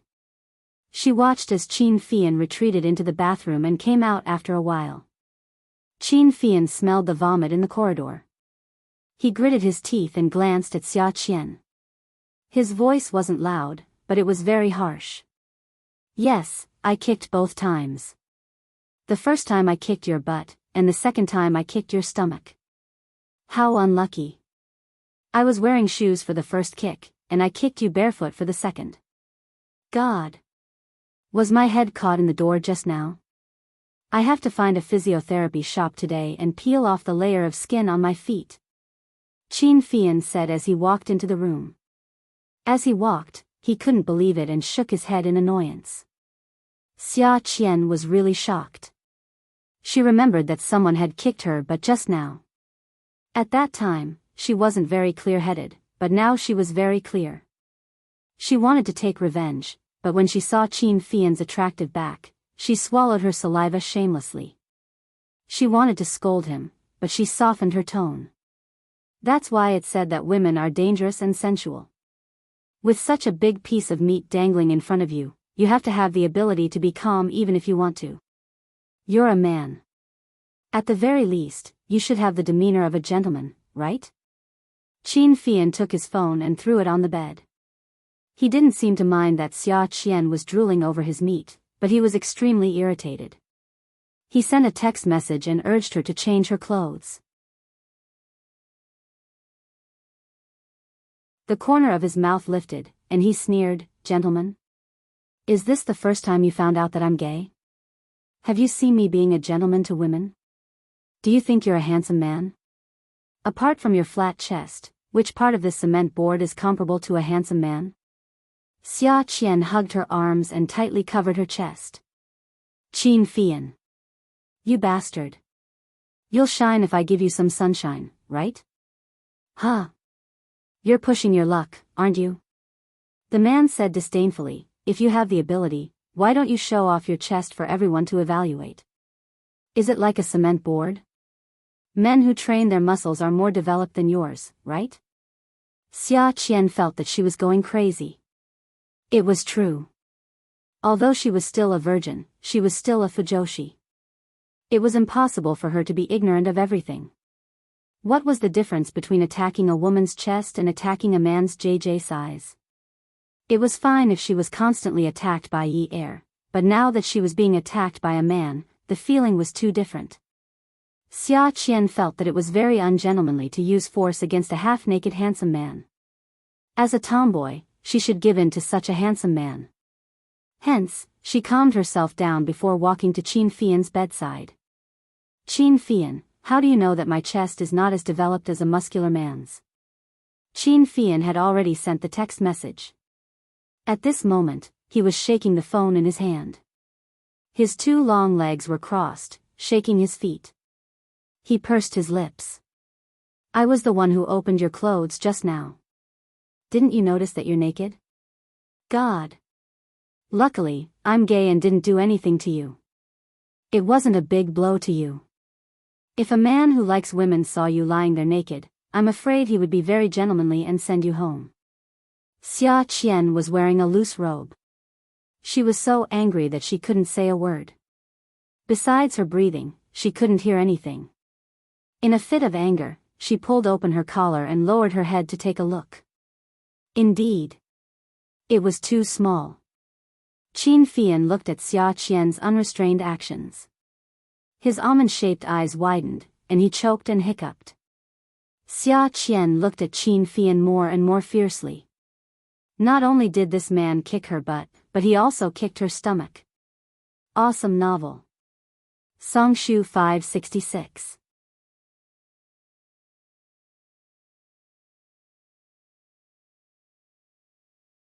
Chapter 731. If he hadn't used his beauty to delay her revenge, she would have beaten him up by now. She had wanted to let him off, but he didn't know what was good for him and insisted on going against her. Not only that, he had actually attacked her in an exaggerated manner. Although it wasn't as big as Yi Er's, it was definitely better than a man with chest muscles. This kind of attack was clearly a bloody sale, a dumping of goods regardless of the cost. Xia Qian rolled up her sleeves and knelt on the bed. Qin Fian, I'm your sister. If I let you off today, my surname won't be Xia anymore. Just you wait, I'm going to explode your orange blossoms today. You shameless homosexual. You're a weakling who deserves to be exploded. Before Xia Qian could put her words into action, the doorbell rang. Qin Fian calmly gestured at Xia Qian with his chin. You dirted my clothes with your vomit just now. Now that the person who delivered the clothes is here, go get them for me. Oh. The corners of Xia Qian's mouth twitched. Did this guy mean that he would punish her first? Then, he would enslave her to do things for him. Only then did she realize that she really did vomit on his clothes. She felt a little sorry and wanted to pay for it. Qin Fian got off the bed and whispered, forget it. You must have touched it. It must be dirty. He walked past her to open the door. The smelly dress at the door made Qin Fian's expression darken. However, he kept reminding himself that this was Jiang District, not High City. Xia Qian was his sister-in-law's friend. If he wanted to mess with her, he had to go back to High City. If word got out that he messed with her in Jiang District, people would say that the Jiang family wasn't very kind. Therefore, Qin Fian endured the stench and went into the bathroom to change his clothes. He didn't even say goodbye to Xia Qian until he left. Just as Qin Fian went into the bathroom to change his clothes silently, a certain idiot had already fallen asleep on the bed. She didn't even cover herself with the blanket.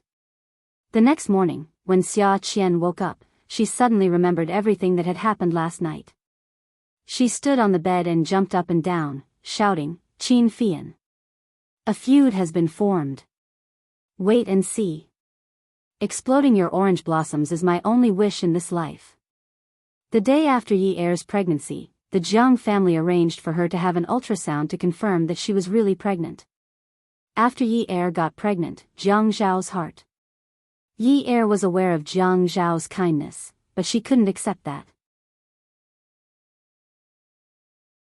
Haha. I'm not the one who's pregnant. I'm the one who made my wife pregnant. What do you think? Xiang Wan, who was looking for books for Yi Er, couldn't bear to hear that Jiang Zhao had the upper hand over Jiang Rui. Hence, she said with a smile, it's a woman's ability to have twins. If you don't provide 2 eggs, will your twins fall from the sky? So don't make it sound as if you're so great because Yi Er is pregnant with twins. It's all because Yi Er is great. Jiang Zhao choked at first, but then he laughed. Yes, it's because my wife is capable. Look, I've married such a capable wife. This is such a great thing. You really know how to flatter yourself. Xiang Wan had already found all the books and tied them up. Take them and read them.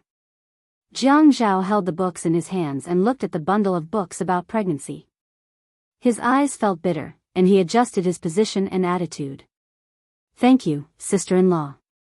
Look, I told you to buy them, but you insisted that I come to Snow Garden to get them. I tested these books first. I found them for Yi Er after I found them useful. If you go to the bookstore to buy them, you won't know how to choose. Okay. Then I have to thank sister-in-law even more. After returning to Haicheng, Jiang Zhao read books with Yi Er every day. Sometimes, he would explain to Yi Er loudly, honey, look. It's written in the book that the best age for a man to give birth is 30 years old. For a woman, it's 25 years old. The bigger the age difference between a man and a woman, the smarter the baby will be. Yi Er was sleepy. She vomited less now, but her sleepiness didn't change. Honey, do you understand what I'm saying? Why did you only say Hey, Yin Yi, are you deliberately pretending not to hear what I said? Say it again, I'm listening. I said that the best age for a man to give birth is 30 years old or later. For a woman, it's 25 years old. The baby born this way will be very smart. After 30 years old, men's intelligence will become more mature and can be inherited.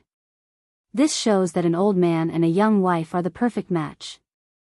Do you understand what I mean? Yes. Yi Er answered him and didn't hear what he said. She only knew that he kept waving at her.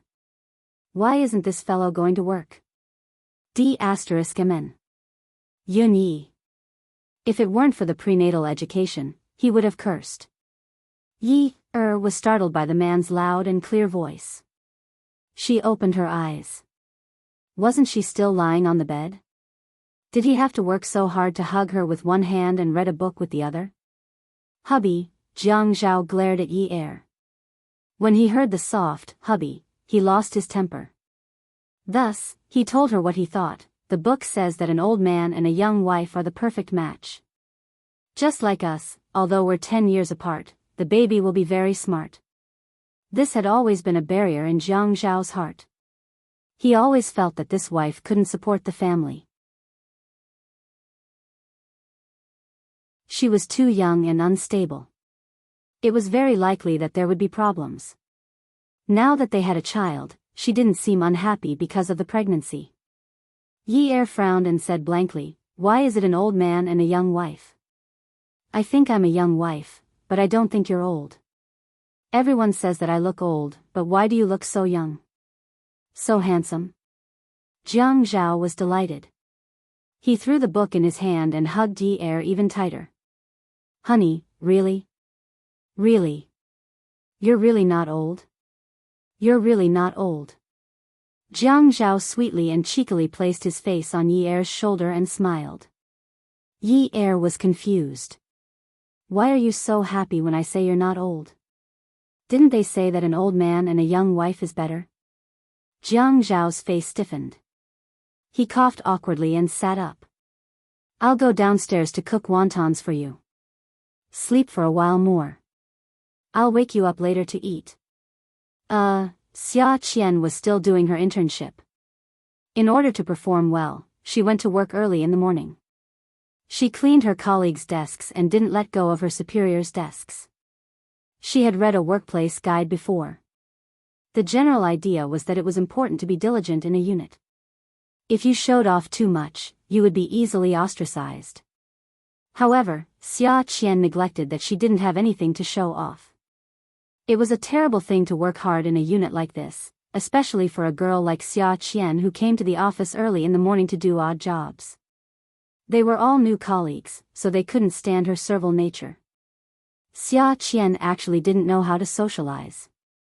In order to show that she had helped her colleagues, she would often loudly count her contributions in the morning when there were many people or superiors around.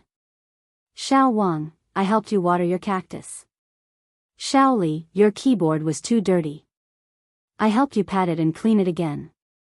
Xiao Zhang, I categorized the documents on your desk. Xiao Zhao, I threw away the trash bag under your desk. There were a lot of snacks in it that would attract rats. Director Qian, I cleaned the floor in your office. Aya, Xiao Xia, thank you. F***ck, my cactus is a cactus. Do you think it's a rose? If you water it every day, do you want it to bloat to death? How can I help you, Qian Qian? F***ck, how is my keyboard dirty? Busybody. Xiao Xia, I've really troubled you. Crazy woman, where did the documents offend her? Categorize? Now I can't even figure out how to categorize things. Qian Qian, thank you so much. Crazy woman, how dare she say that her trash bag attracted rats in front of her superiors? Is this woman a prostitute? Director Qian looked at Xia Qian with satisfaction. Xiao Xia, not bad. It's rare to see a young lady like you nowadays. You're also willing to help others. Now the office is clean every day. Not bad. In my opinion, the cleaning auntie isn't as good as Xiao Xia. There aren't many girls like Xiao Xia. You have a bright future ahead of you. 4 pairs of eyes and 8 shiny knives stabbed at Xia Qian's back. Director Qian continued, it seems that the cleaning auntie can be fired. Our TV station also needs to think of ways to increase revenue and reduce expenditure. Xiao Xia can do these things in the future. Xia Qian was waiting for the compliments happily, but who knew that Director Qian would say something like that? The smile on her face froze. She was so depressed that she wanted to die. The 4 people behind her laughed. None of them were happy. Aya, Qian Qian, we'll have to trouble you in the future. Yes, yes, yes. Qian Qian is really our TV station's little bee. Which young lady is like Xiao Xia these days? She's like a reincarnation of Lei Feng.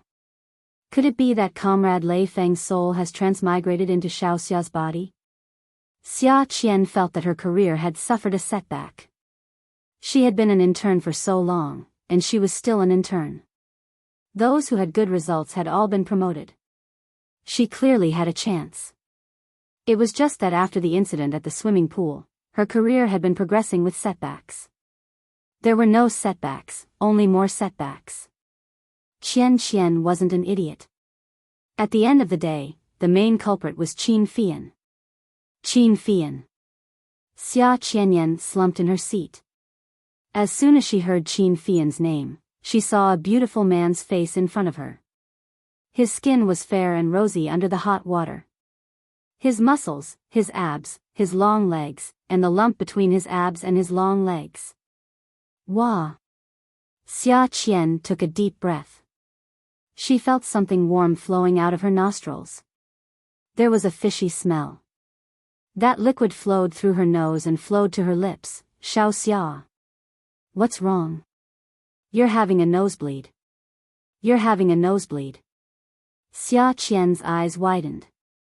She pulled out 2 pieces of tissue and pressed them against her nose.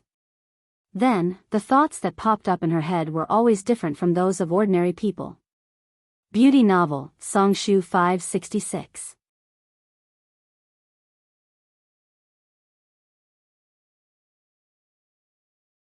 Chapter 732. God. I have a nosebleed. Do I have leukemia?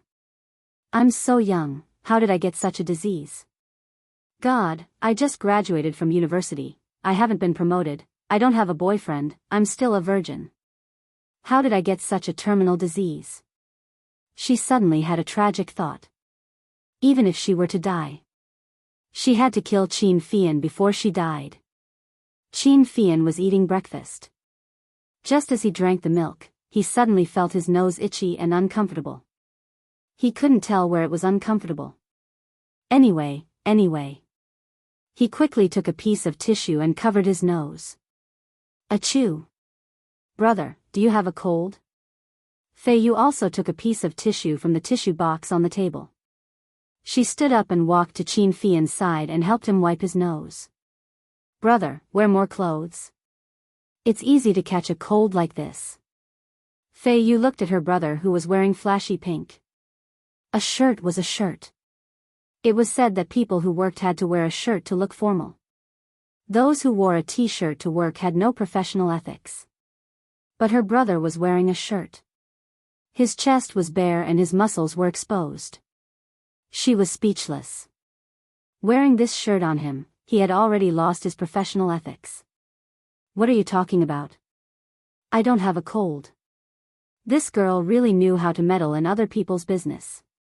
How could he not know if he had a cold? Besides, he exercised every day. How could he feel cold? I'm going to work. Eat slowly. I think someone will scold me. I've been scolding you every day. Why did you only sneeze today? Qin Rongfang didn't say anything. The porridge in front of him was still very hot. Now that the weather was cold, he didn't want to eat cold food. Eating hot food was more comfortable. He rolled his eyes at Qin Fian. Luckily, I'm not counting on you now. Look at how capable Zhao Zhao is. Little Yi is pregnant with twins. My Qin family has a descendant. Hurry up and get out of my sight. Grandpa, you're so petty. It's just giving birth. Didn't the news say that transsexuals are pregnant? Why don't I get my boyfriend to give birth to one for you to see? Qin Rongfang wasn't so angry at first, but when he heard Qin Fian talk about something he cared about so much and said it so unbearably, he picked up the bowl and threw it at Qin Fian. The old man's hand tilted, and the bowl flew towards Qin Fian. Qin Fian laughed and dodged, but the boiling hot porridge flew towards Fei Yu. Qin Rongfang. Fei Yu saw the porridge zest. She gasped, her mouth open, her eyes wide. Suddenly, a shadow rushed over and hugged speechless in an instant. Boiling hot porridge sprayed all over the person's back. What are you doing here? The young man turned around and looked at Fei Yu. Qin Fian pulled the young man away and looked at Fei Yu. Are you hurt? Fei Yu tilted her head and looked at the young man behind Qin Fian. Brother, the porridge splashed on Feng Xing's back. I'm fine. The young man looked at Fei Yu, his eyes relieved. He still didn't speak, but the corners of his mouth turned up slightly.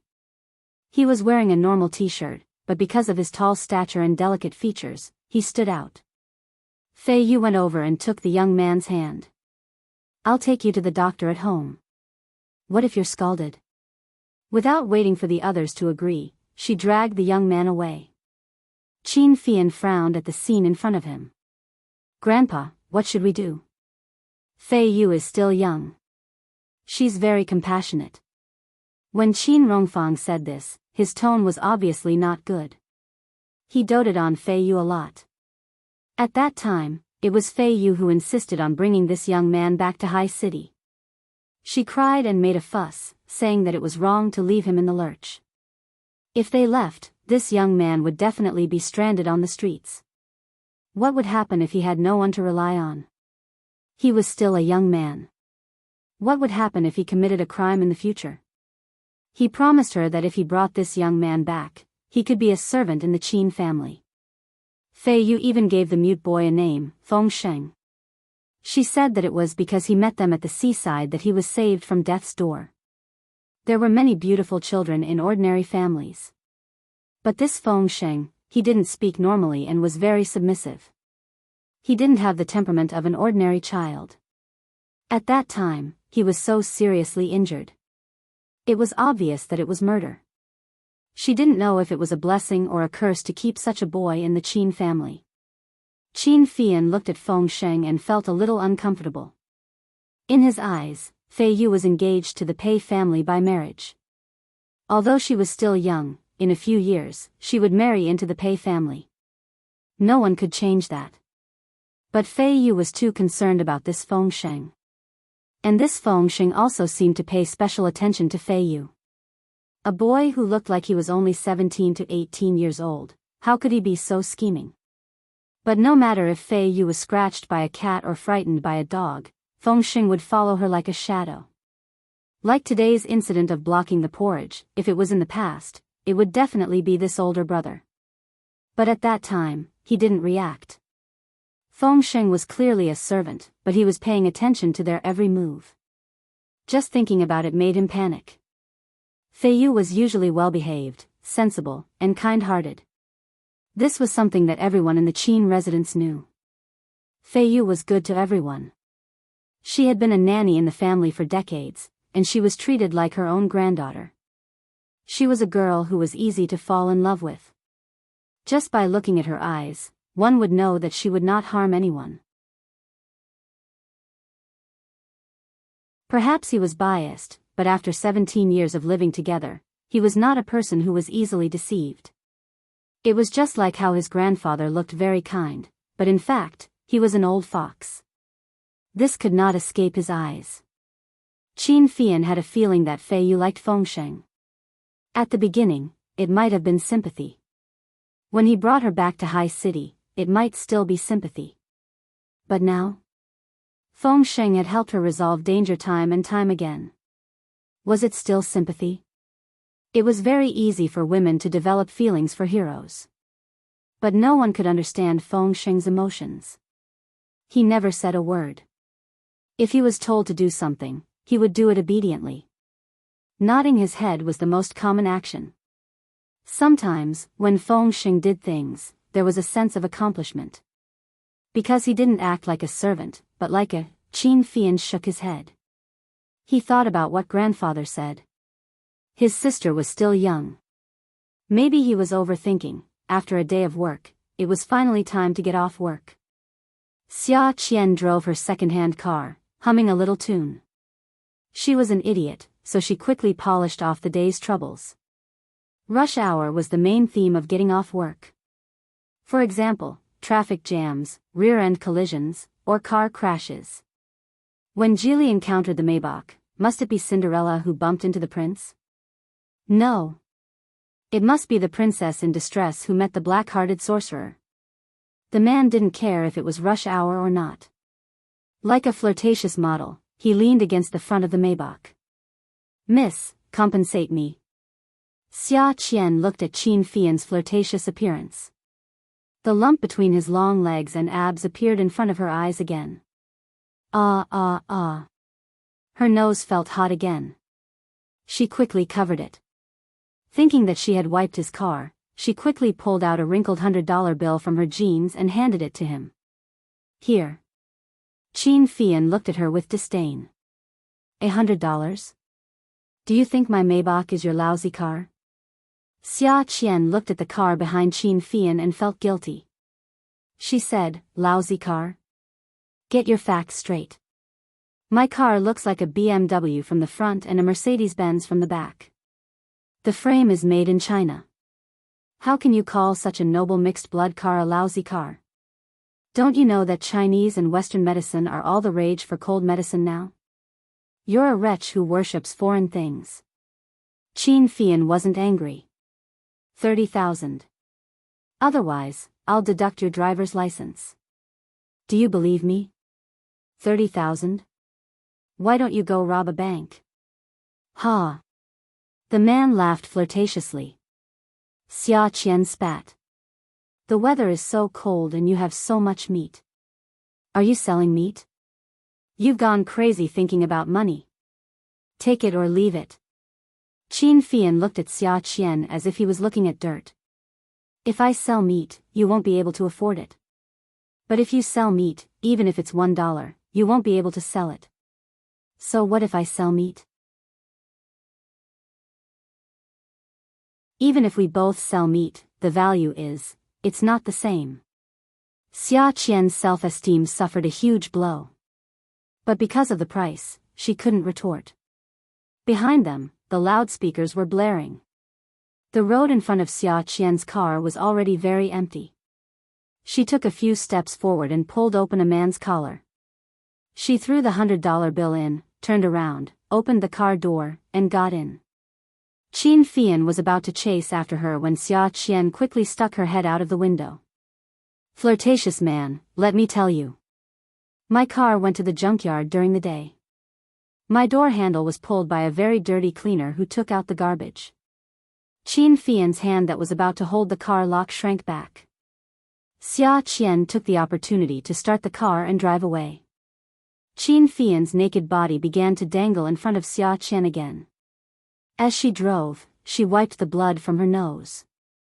Feeling the threat of death and despair, Xia Qian swore to herself that she would definitely ck Qin Fian. If she didn't ck Qin Fian, she wouldn't be human in her next life. But Qin Fian had a grudge against her.